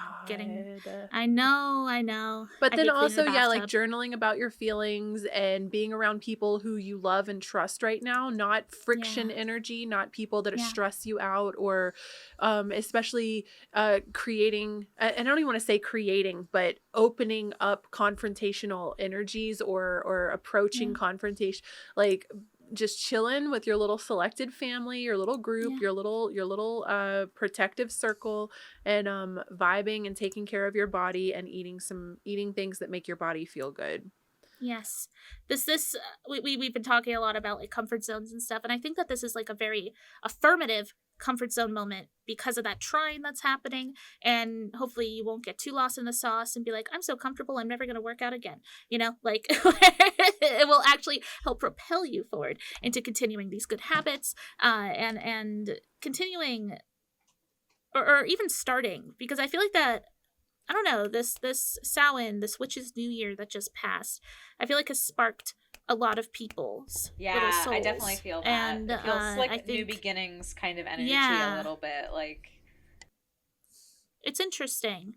I wasn't expecting that to be so potent, like on a large scale at the moment, but it is. And I think that there's a magic to that when we're all just kind of on the same wavelength, sort of rise tides, raise all ships sort of mindset, right? And I think that this is just a good time to really assert who we want to be, who we are, and what we want to do. And then once 11/11 hits, that magical day, we start charging forward. It's going to be 11/11/2022, and 11 plus 11 is 22. It's very fun numbers. That is fun. That's beautiful. So listen, this is just figure it out. You know, I want to amend. Yeah, just easy. figure it out. I want to amend slightly from what I was talking about earlier, but I feel like leaning into your comfort zone now, things that you can rely on that will allow you to push yourself out of a long-term comfort zone. So a short-term comfort zone right now. So this is like the bubble baths and getting your favorite food, like going to get yourself your favorite takeout meal as a treat, and these kinds of things that will allow you to get through this kind of like, it feels friction. Friction isn't the right word. It feels sludgy. Things feel sludgy and like you're having to like really work hard to move your boots through this thick mud.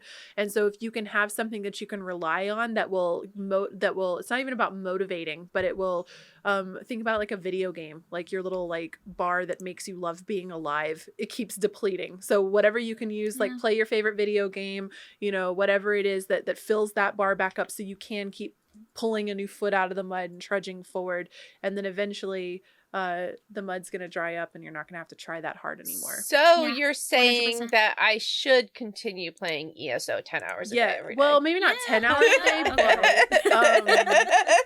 so might be a little treat after you get but the dark honestly, stuff, right? kind of though.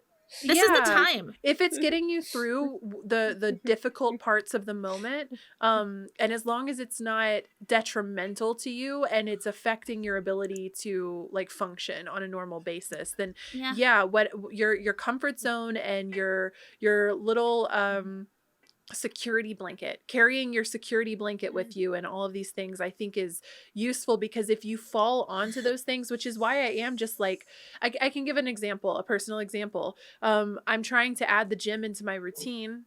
I don't know if y'all know that or not. I haven't mentioned it in the last 10 minutes. So just in case anyone forgot. No, I'm kidding. I'm sorry. But I'm trying to add that into my routine, and that takes a lot of energy.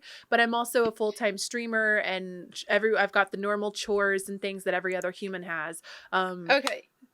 So you have to be honest with us. Are you going to the gym and working out so much so you can be a toe modeler? I didn't want to tell y'all, but I do have a new career insight. But I'm allowing myself in so that I can add this energetically taxing thing, the gym, into my routine. I'm adjusting how I stream. Instead of doing the higher energy, bigger effort ones, I'm streaming Overwatch, which is a security blanket. It's a comfort game for me. I played it for years. I don't even want to. It's the game. It's the ESO 10 hours a day. I could sit and play it for 10 hours and not even blink, not even realize it's been 10 hours. And that is easy. It's comfortable, and I get to play it with friends. So this is the comfort blanket, the security blanket, the comfort zone.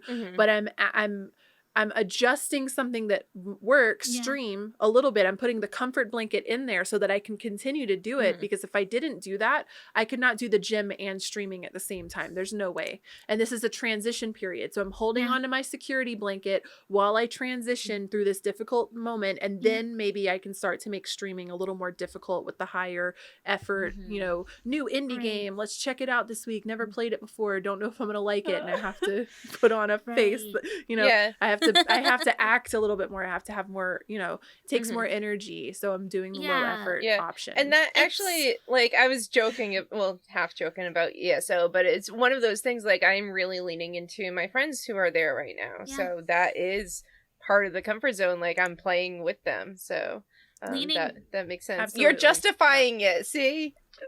But I think it's good. That's the magic of Taurus energy, which is what this moon's all about, right? Because like I said, it's all about like seeking out those earthly comforts to ground into. Rather, because I think a lot of us enjoy earthly things and don't ground. Like we overeat. Or we not me thinking about how like that's something I'm confronting with myself right now. My motivator has been every time that I like clean like a room in the house, because I'm by myself right now. My boyfriend's on like a business trip for the month. Every time I clean, I get to DoorDash myself Chinese dumplings. So nice. See, I was looking at my fitness planner thing, and it was like, "What is your reward for accomplishing this goal?" And I was like, Overwatch. I don't know. I just reward myself all the time, so I like rewards don't really feel like rewards anymore, because it's like, well, I'm gonna shop on Amazon and buy myself something if I want to. I'm certainly not gonna abstain from shopping on Amazon so that it can be a reward for something that's already a lot of work. Are you kidding me?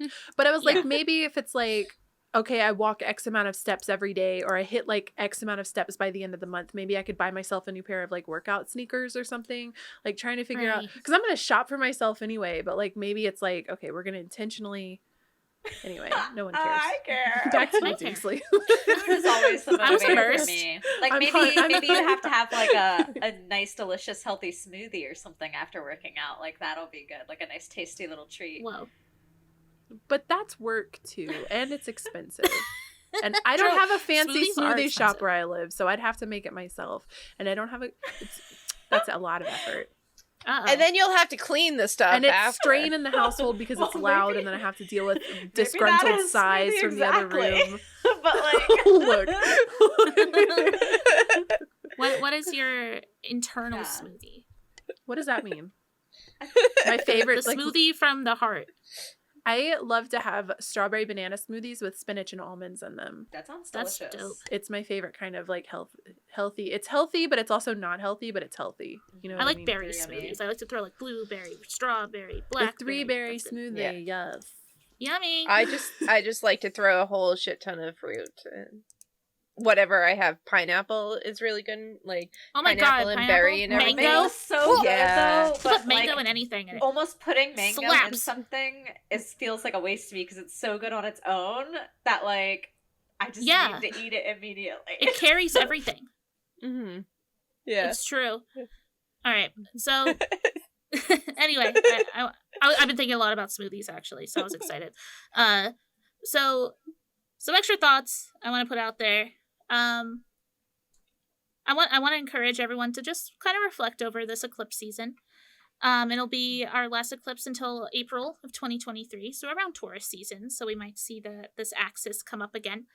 It might be more Aries season though. I have to see exactly where that's landing. But anyway, yeah, how was it? How did it feel? Because I definitely have been feeling it. And like I said, at this very moment, we're just in the thick of eclipse. However, I want to say also the astrology for right now, right this moment of us recording, is awesome. This is such a peaceful Pisces moon. So really take advantage of tonight. Viewers, listeners, chatters. This is a really, really comfy, cozy. See, this is why you should tune into the Twitch stream when we do this live. You get these little in-the-moment tidbits. Yeah. True.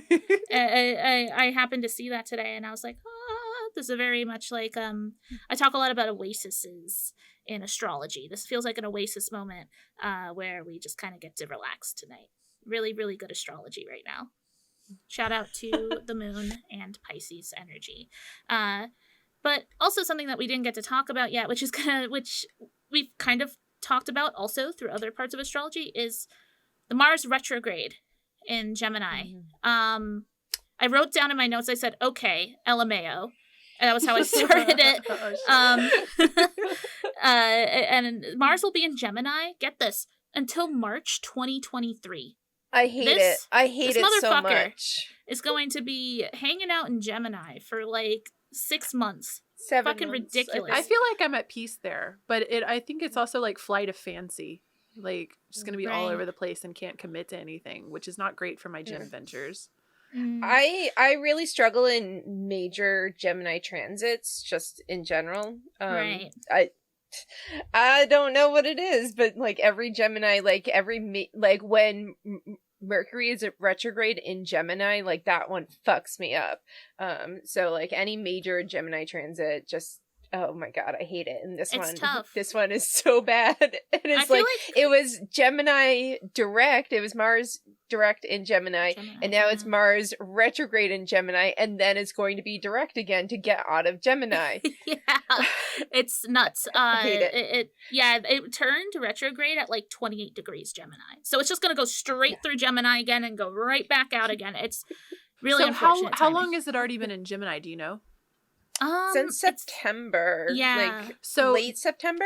So we probably want to look back over what else happened since late September, which is so basically. Well, I know what happened. How did October go for you energetically? Like Mars to me is like how your will is impacted in the world. So getting stuff done, working on things, this kind of like projecting your will into the world. Fitness is one. Your workplace is another. Creative ventures, not so much the creative aspect of it, but the actual creation of something. And how did that play out over October? Because you're about to press rewind and kind of get the opportunity to adjust those and then try again. And a Groundhog Day. Like. Yeah. Yes. I don't think that's necessarily a bad thing for me. I mean, it couldn't be worse for me, so. I've been literally hibernating for the past month. I haven't done anything. So it's interesting that this is like the second chance, because I feel like in the past like couple days I finally like kicked myself into gear a little bit. Otherwise it's just been like all inward, focusing on just like the house, the home, the animals, like taking care of myself physically, and so on. But like exactly I haven't been very external lately at all. And now it's like finally like, okay, I feel recharged enough to like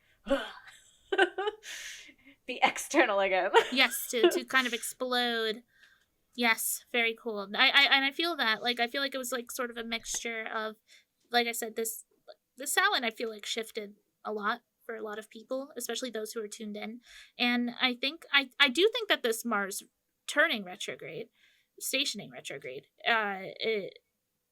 it kickstarted some things in people in a similar way, because all of a sudden very assertive warrior-like Mars, the planet of war, the planet of energetic output, is going to be retracing his steps to march forward again pretty soon. So, and I think that this causes a lot of people to reflect upon how they've been using their energy lately. And I think especially for people who have already been doing a lot of reflecting, it's easier now to just sort of jump in and make things happen. But I wrote down this. I just copy and pasted this from the last episode where we started talking about Mars retrograde. I said, this happens every 2 years. It's good to know. And Mars retrograde, in this one in particular, I would say, it confronts us with issues of energetic output, choosing our actions and words carefully, exploring interpersonal conflict, and communicating with restraint. Because I feel like Mars energy plus Gemini can lead to impulsive speaking and impulsive decisions. And I think that now we're going to be confronted with either things that we have impulsively done while it was direct, or now we're trying to move forward. And it's going to be a little harder right now because I think that there's still some lessons to collect that are Martian and Gemini in nature. So I don't know, just things to think about. I know I've been biting my tongue a lot, and trying to feel out how I feel before I speak, and how I don't know, how I choose to filter these feelings. We talked about the quote last time. When you speak, is it true? Is it honest? Is it kind? Is it better than the silence? That kind of stuff. I think that's still relevant for right now, especially with Mars retrograde. Probably through the rest of the year. And I also think that there should be a warning for holiday season when you're around family members that challenge you a lot. To watch your tongue and just choose to disengage instead of engaging. But depending on your sign and depending on the narrative, I think this could also be an opportunity to like finally say what needs to be said or finally like express what needs to be expressed. But you just a lot of pondering before you do it. Yes. Don't it's explode. A very I feel like it's very right now the energy is very check yourself before you wreck yourself. Like maybe it's things you have to say that have to be said. Definitely. But do it with constraint. Make sure you're saying them correctly. Yep. This is not the time to blurt out feelings. Unfortunately, it's time to tone police yourself. Yes. Womp womp. Womp womp. It sucks. But some homework for those who want to get more intimate with their chart and what this eclipse means for you. Look at your chart, see what house Taurus is in, and also where Venus is in your chart. Where's it hanging out? How can you refocus and reconnect with some of your goals guided by your own Taurus and Venus placement? So, for example, let's say you have a second house Taurus, like me, and you have Venus in the fifth house, like me. And to me, to have Venus in the fifth house, the house of fun, the house of laughter, creativity, return to fun being a priority and understand that sometimes having fun exerts energy. And that doesn't mean it's a bad thing. That's something I definitely have to learn, that just because I'm exhausted afterwards doesn't mean it's bad. That's just a Mars and Taurus mindset. So it's just all about looking at where Taurus is. Taurus, once again, very steadfast, very simple, but in a really healthy way. Really simple healthiness of the bare essentials, your five senses, tapping into that. Check out your Venus, the planet of love, the planet of luxury. How can you use these things to anchor into those big goals? I'm still thinking about the North Node and the South Node and the dance they're playing at the moment. Yeah. And I always struggle with my Taurus placement because it's Taurus moon, like my moon and my Chiron retrograde are conjunct in my Taurus 8th house. I'm just like, I struggle with that. I struggle with that so much. So. And I mean, in the 8th house, I mean, it's such an idle place in the chart. Like it's it's like one of the least active houses. So that's a tough one. I definitely know to that. Yeah. I think that, and with Chiron, I mean, it's probably just becoming so comfortable with your feelings, right? And trying. You look very uncomfortable. That's actually been a lifelong lesson, which I feel like that's Chiron. Yeah. That checks out. Yep. And a journal prompt. I mean, this one's really easy, right? 3 short-term goals that follow the SMART criteria. Short-term goals that lead into your long-term goals, whatever that means to you. Right, a long-term goal of mine, a big one that I'm about to start my journey on is losing weight. I'm very uncomfortable in my body right now. Oh my God, and we can be fitness twins, buddies. I know. Oh my God, let's just be a fitness podcast. But then I'd have to start working out. Oh man. It's so nice to have people to check in with accountability or like even just being able to share frustrations though. And that's something that I'm a very social person. So I go to the gym by myself right now and I live in a retirement town. So I'm like, man, there's nobody here that I'm going to be able to become like a gym buddy with. And that's right. It's so much easier to work out and walk a mile when you've got someone next to you that I can just go and do my Gemini bullshit You with. can call me on the phone. We're going to have to do Discord. Yeah, Oh let's do Discord calls while we're working out. That's so cute. Don't play because I'll do it. No, I'm being serious. Let's go for walks together on Discord. That's so cute. That's adorable. We can set that up. We are now officially a fitness podcast. Oh my god, but if we could set it up so that it was recorded. Okay, all right. Patreon exclusive. I could set my OBS. Hold on. I could set my OBS up and I could press record. We could be phoned into it on that, and then I could leave my house with it. And it would always... Just saying. Okay. It's technologically possible. And then it could be like a little like walk with me. I mean, you could also just do voice. Anyway. All right. I was immersed. I was there. I was right there with you. I'm feeling immersed. And then it would satisfy my need to monetize every aspect of my life. No, I'm just kidding. I was just thinking that, like, maybe something that you don't have to make money from. Well, I think that, like, if we focus on these goals, like, I like the SMART criteria, SMART goals, specific goals, measurable goals, attainable, relevant, and time-based, where you can be like, in 3 months, I want to eat vegetables for every dinner time. Just in 3 months, like, I will eat vegetables. Yeah. I have to work my way up. I have 3 months of no vegetable time. This is great. Yeah, I have to, my body has to really want it. So 3 months from now, for those that need this, we got December, January, February 3rd. February 3rd is 3 months from now.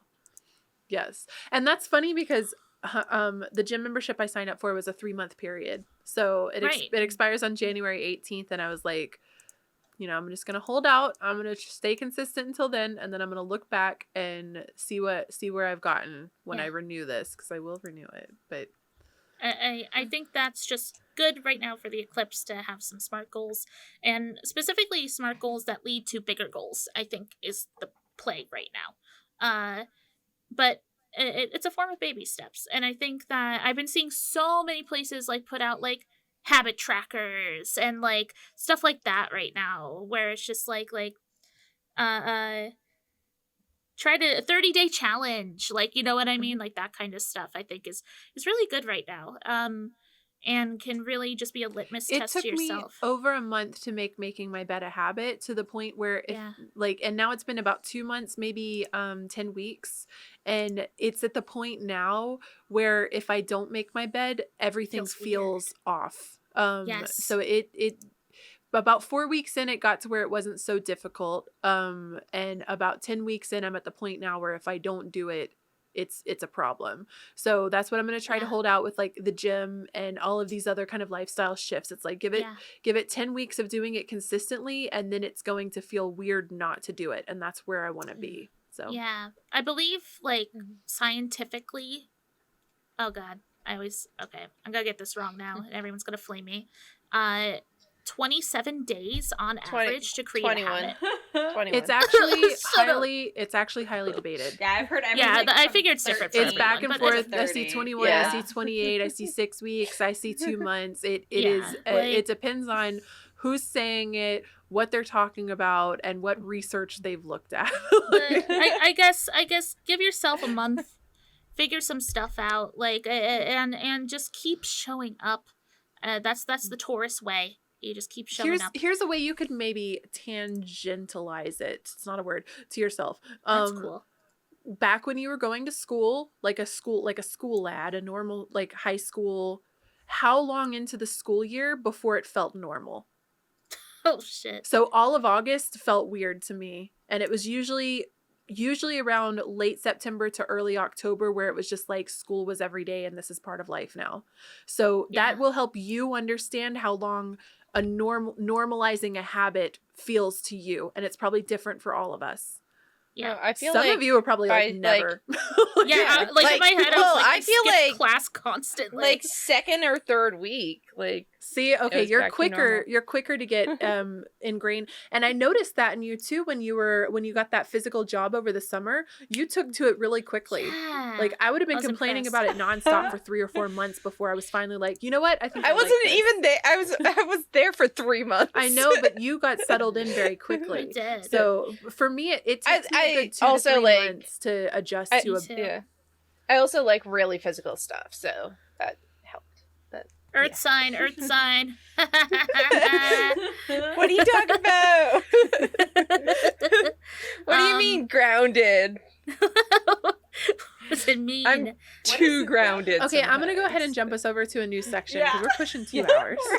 Oh, okay. Time for Panthera. Did you have anything huge left, Dukesley? I just want to say Sagittarius season starts November 22nd. Yay. And Jupiter's going to be going direct soon. Neptune's going direct in December.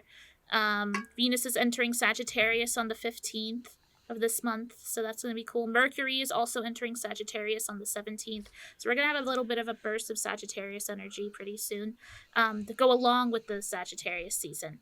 And also coupling that with Mars retrograde, oh my god, y'all. Watch your tongue. Where you thought it was dry now? It's gonna be dry for the rest of the year. I am parched. I need y'all about water. to be some try-hard rebels. This is gonna be a crazy holiday season. I'm about to cry. Some shit's about to happen. Families Maybe are about to break up. your tears will be the water that I'm you about to need. burst into tears. I need it. All right, that's it from me. Thank you. Thank you, Dukesley. Okay. Now we're here with Panthera, the Fairway Witch. Today, I'm talking to you about the Beaver Moon. I have... Did someone just make a beaver noise? That was me.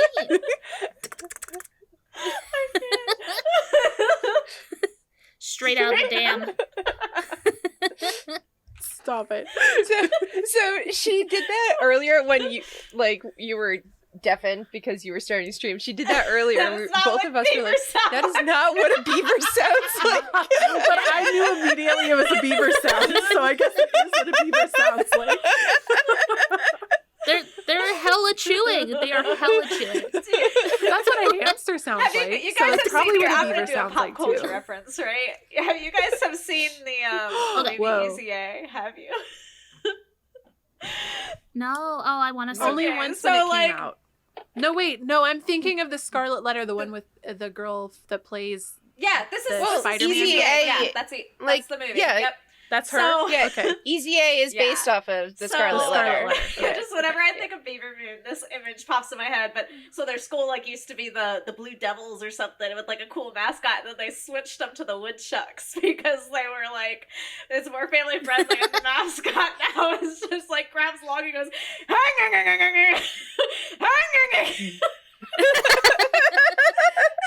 That's what I was channeling. Whenever that's the image in my mind every time I say Beaver Moon. Okay. That's aggressive and terrifying. Chewing a log. Yes. Is the moon also that aggressive? Actually, it's very internal.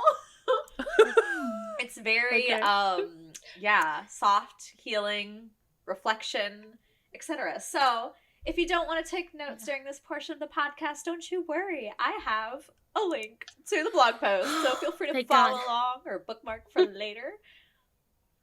I was thinking, am I going to take notes? I got you. Yeah, I was picturing people actually watching our stream and with their notebooks. Put down your pen. The link will be in the show notes on the website, or it's at farrowwoodfarm.com for our podcast listeners. So, the name Beaver Moon actually comes from colonial American and Native American folklore. So this is the time of year when beavers begin to prepare for winter. They're storing away food in their little dams. They're preparing their habitats where they're going to sleep for winter, and they're growing thick, warm coats. So this was an ideal time for trappers to catch the beavers, which was a huge, huge part of Native American colonialization, essentially. So there's lots of other names for the same moon as well, such as the Whitefish Moon, the Dark Moon, the Trading Moon, the First Snow Moon, the Deer-Rutting Moon, and so on. So there's, depending on which tribe uses different words or which nation across the globe, what is kind of going on in their season. So some magical workings for the Beaver Moon as we kind of creep closer to the winter solstice, right? The darkest day of the year. We see that same symbolism begin here in this month. So it's a time of preparation and rest as we await the dark days of winter, followed by the burst of productivity in spring. So there's this current rest and then the preparation for that burst of activity that's going to be coming forth soon. So some great workings to do during this time is anything dealing with preparedness or preparation. So protections and things like that. This would be a great time for those. Kitchen witchery, rest or healing, self-care, cleansing, banishing, change and transformation, and shadow work. So lots of the same themes that we've heard throughout the night regarding the astrology and what we're kind of feeling. So some correspondences that work really well with this moon are colors would be dark blue, dark purple, dark green, gray, white, and black. Crystals to work with during this time would be lapis lazuli, turquoise, and topaz. Some great deities would be Bast, Isis, Kali, Hades, and Persephone. Some herbs would be thistle, betony, and fennel. Trees would be cypress, alder, and hazel. And then this is a water element moon. So here might be some of the water that you need. And then we have our tarot spread for today. And if you're not mentally prepared for this tarot spread, that's totally cool. You don't have to do it yourself. I apparently chose violence this morning when I wrote this. So it is like a hard-hitting one. And it is like a darker time of the year, right? So I feel like it kind of reflects that and that need for like healing and so on. But so the first card is, what wound have you been ignoring? The second card is, how can you best heal this wound? And the third card is, where is change needed in your life? So. What the frick? So I pulled this earlier, and I'm just going to share the last card, because if you hang out in the Discord or you have heard me talk about this before, I pull the sun a lot when I'm struggling, and I pulled the sun. So, like, what change do I need to focus on? Focusing on the bright side of things and looking for the happiness.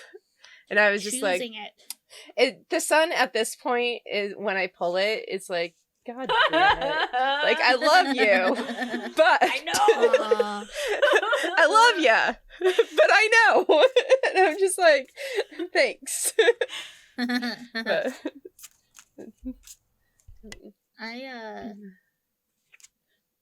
oh, that's cute. I'll at least do the first one, because I love this deck that I have, the Playful Heart Tarot, because there's some like oracle cards in with the deck, which is interesting. That's cute. I'll take this. And it says, I'll actually do the first two because they're cute. What wound have you been ignoring? I gotta express your They have joy. a little tail. I think that's pretty interesting. Oh. Yeah. It's a little kitsune girl painting. I talk about painting a lot, and that's been on my mind. I haven't painted in a very long time. But I also like the follow-up card, how can you best heal this wound? And it's, wow, you got it. And it's just so playful and fun. Wait, was that a little broccoli on their head? What was that on their head? Yeah, I think those are I saw the bunny, and then I thought the bunny was the face of the broccoli. And then that was the stuff. Yeah. There's vegetables to eat. Oh my god, that's so cute. True. Oh my god. Yeah, and I don't know. I can relate to that because I guess for the record, for this change need in your life, and it's Two of Pentacles. Typical balance. Tell me about it. I know it all. Been there, done that. But it's interesting because I'm so Saturnian. I take things too seriously. And I don't take things too seriously. I take myself too seriously. So, yeah, this lines up.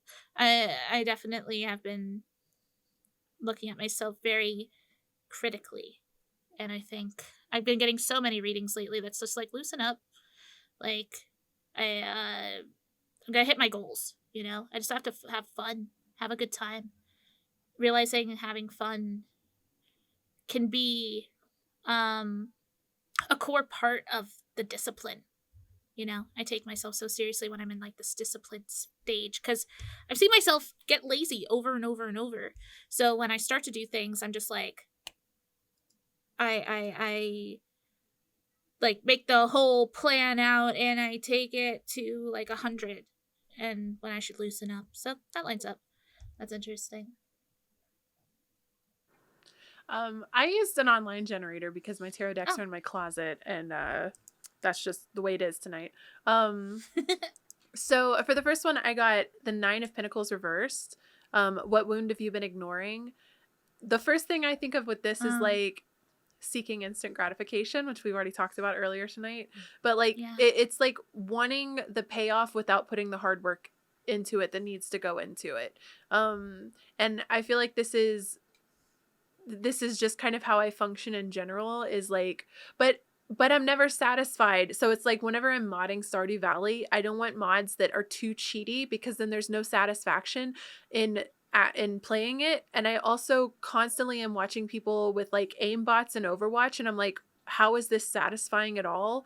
Like, you're not actually hitting the shots. You're not actually, so it's taking the easy way out. And so my philosophy on this is like, there's no satisfaction. There's no point to doing this, because what is the actual point of like cheating or taking the easy route, because you didn't actually put the hard work into it. But then I'm also like, okay, I went to the gym twice. Why am I still fat? What the fuck? So it's like a friction going on there, or that's so. What wound have you been ignoring? Right. My want for things to change overnight. And this is where it's how can you best heal this wound? The Queen of Pentacles. So like oh my god, yes, she's been following me. Yeah.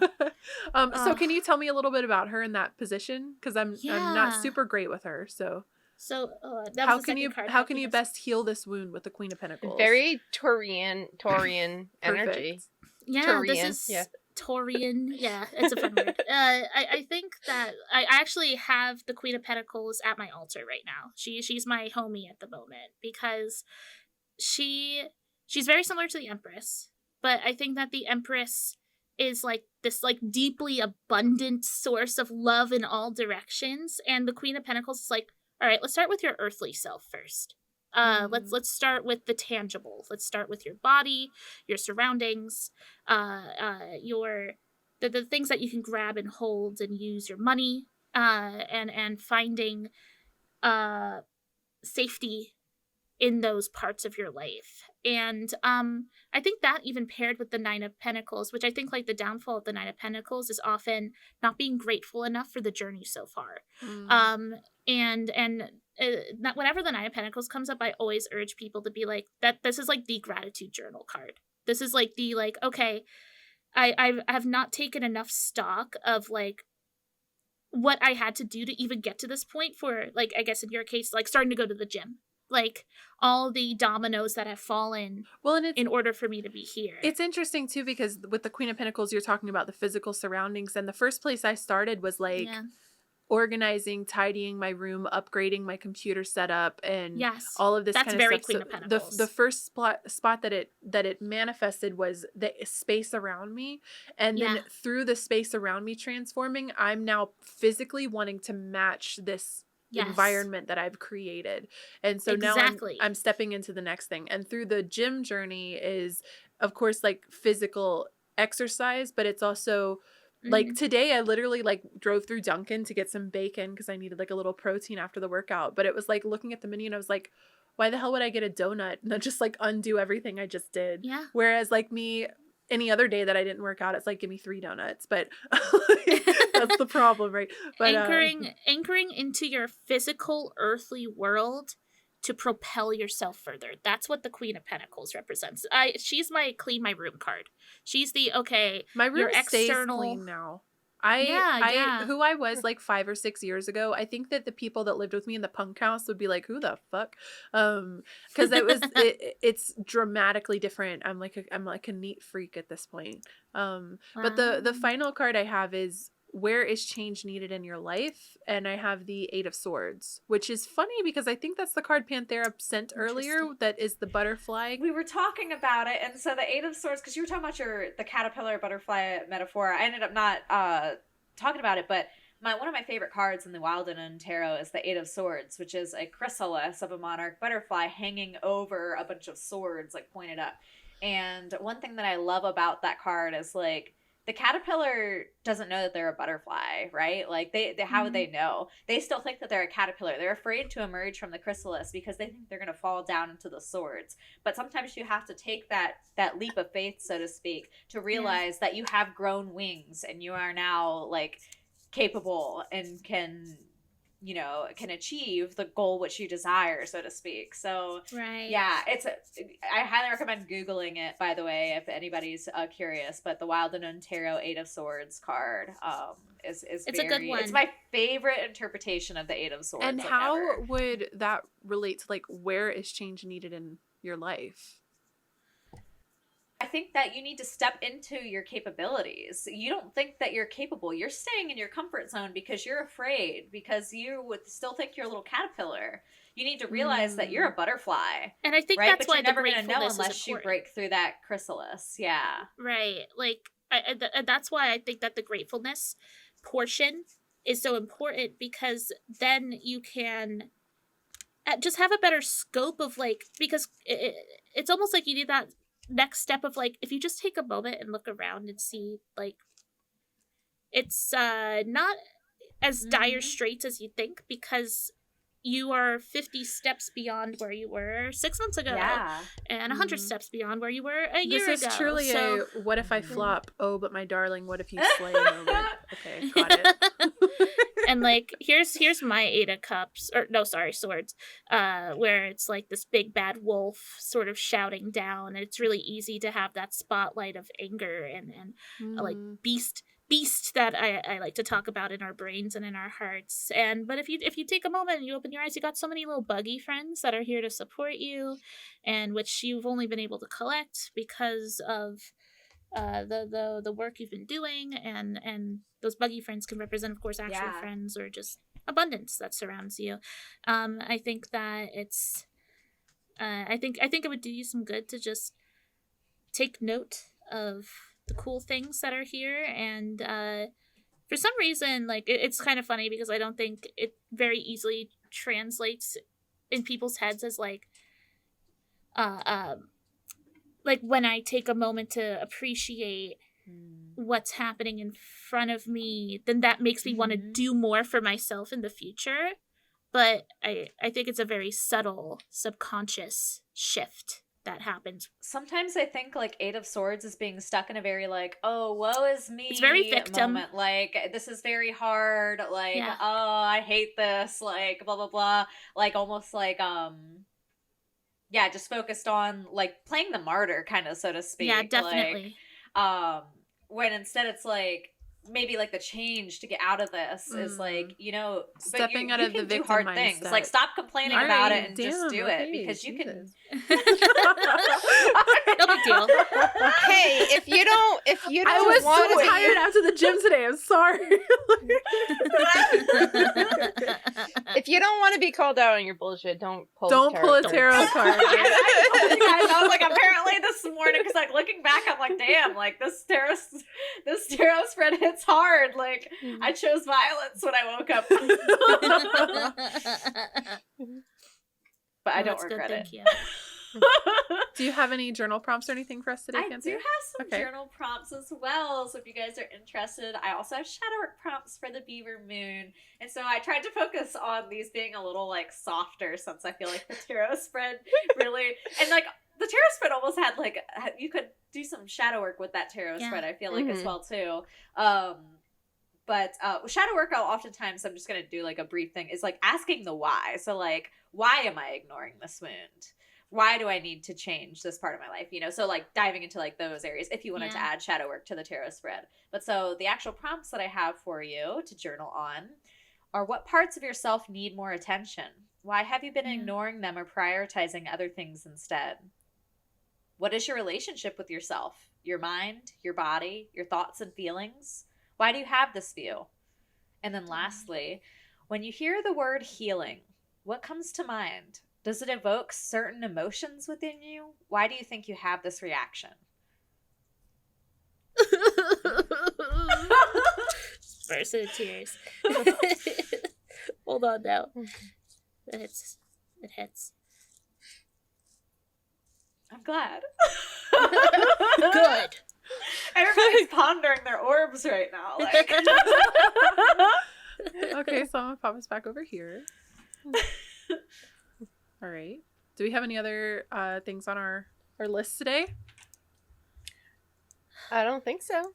We don't have, so for people who are familiar with our full moon podcast, I often go over the upcoming Sabbath, but we don't have one until the winter solstice. So we'll be going over that next month. So we're not talking about a Sabbath this time, but that's okay because we spent so much time talking about astrology and how it's fucking us over. So it's rough out here. It's gonna be rough for the rest of the year, honestly. So I think we're gonna finally be able to breathe around spring of next year. I was doing some like looking ahead the other day, and I was like, all right, things look like they're gonna be lightening up overall, like once the snow starts melting, I'd say.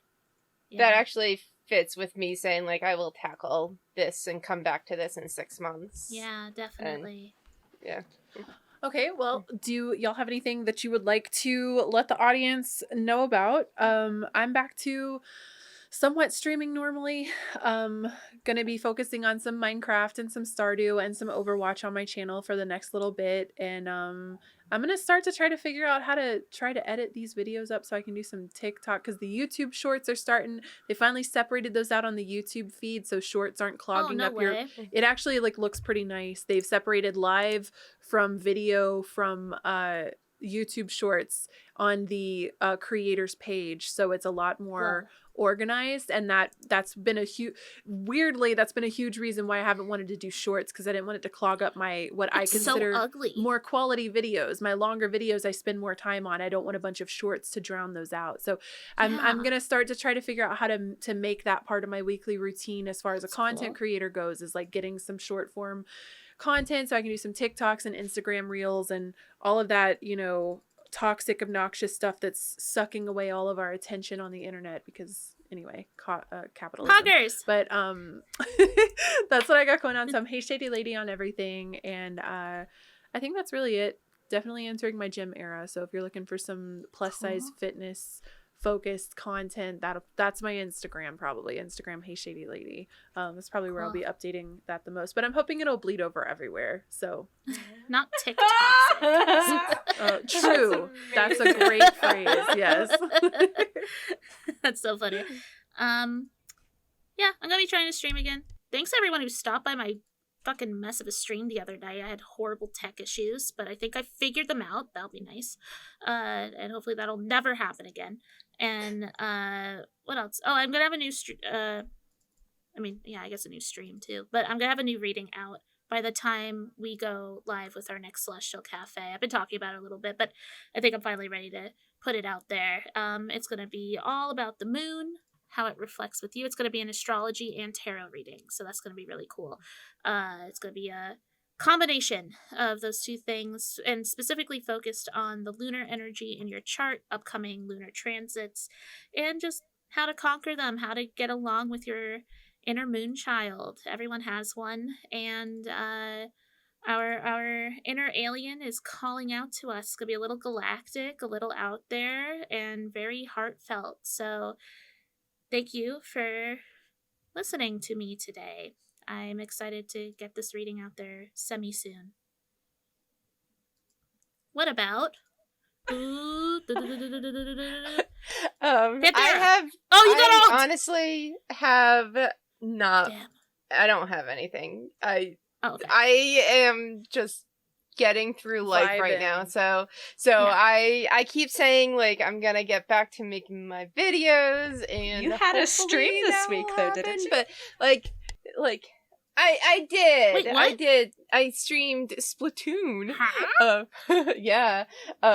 Which is actually funny because I haven't streamed in so long that I didn't have my bot working or anything. Like I had no scenes. It was just just straight up my Switch, no like alerts or anything. I didn't have nothing was working because it's been so long since I streamed. So it was like, cool. But yeah, basics. I mean, we'll see if I continue with that. But yeah, I want to get back to making videos, but my brain needs to cooperate first. So hopefully that will happen. But If you look for me on the internet, Lunar Library is pretty much everywhere at this point, except for Twitch. And I will be having... But that doesn't matter because I don't stream. And I will be having my shop launch here soon, so definitely keep an eye on Instagram at Farrowwood Farm. I'll probably be posting more TikToks. I've been posting TikToks. So I had some ghosty ones from the ghost costume that I did last episode. So definitely, check out on the Instagrams and the TikTokers. And I will be posting shop updates and things like that there. Hoping to get back to streaming here too soon. I'm probably going to be doing like a once a week tarot kind of thing to get back into it, and then start introducing some other games and some like makers and crafters and stuff like that too. I'm very excited for the future of Celestial Cafe though. So make sure you like and subscribe. And Yes. Yeah, and if y'all are listening and would like to help us out and want to leave us a review, I'm pretty sure it's actually only Apple Podcasts that has reviews. So if you want to... I reviewed it on Spotify. Never mind. Once again, ignore me. So I gave us a great review. Drop us a review on your podcasting platform of choice, or come over to the YouTube. The link is on our website at celestialcafe.org. Drop us a subscribe. We're close to 100. I feel like I've been saying that since episode 1. That's okay. We're going to start choosing a review to really feature each episode. So make sure you leave your review. And we're about to have a whole bunch of... We're going to level up a little bit, so to speak. Yeah. So we're going to be meeting up collectively offline to have a little meeting of the heads and figure out some schedule updates and just a lot of stuff. We're going to maybe possibly Patreon ? Maybe possibly 4 episods a month ? Maybe possibly that's as far as my brain got. Interviews. We guest interviews. We've got some ideas that we've been brewing for a while, but we've been waiting for the time, and I feel like that's been a big reason why Celestial Cafe has worked out for us, is we've never rushed anything and we've always taken it easy. So we're doing like I've talked earlier in this, where it's like we get stuff rolling for a couple of months and then we're like, all right, let's add another ball into this juggling thing, because we got these 2 down, let's throw a third one in. And so we're taking our time with it, but we'll have that announcement for y'all I think tentatively on our next episode, which is the 17th of November. We'll be recording that live on Twitch, and then I believe that will go up on podcasting platforms the following Monday, the 21st, and we'll talk a little bit more about that in the next episode, which should be about shadow work, which I think we should have done a long time ago, but we had a bunch of other stuff we wanted to talk about first too. So I feel like it's appropriate going into the dark part of the year. So. This is good timing.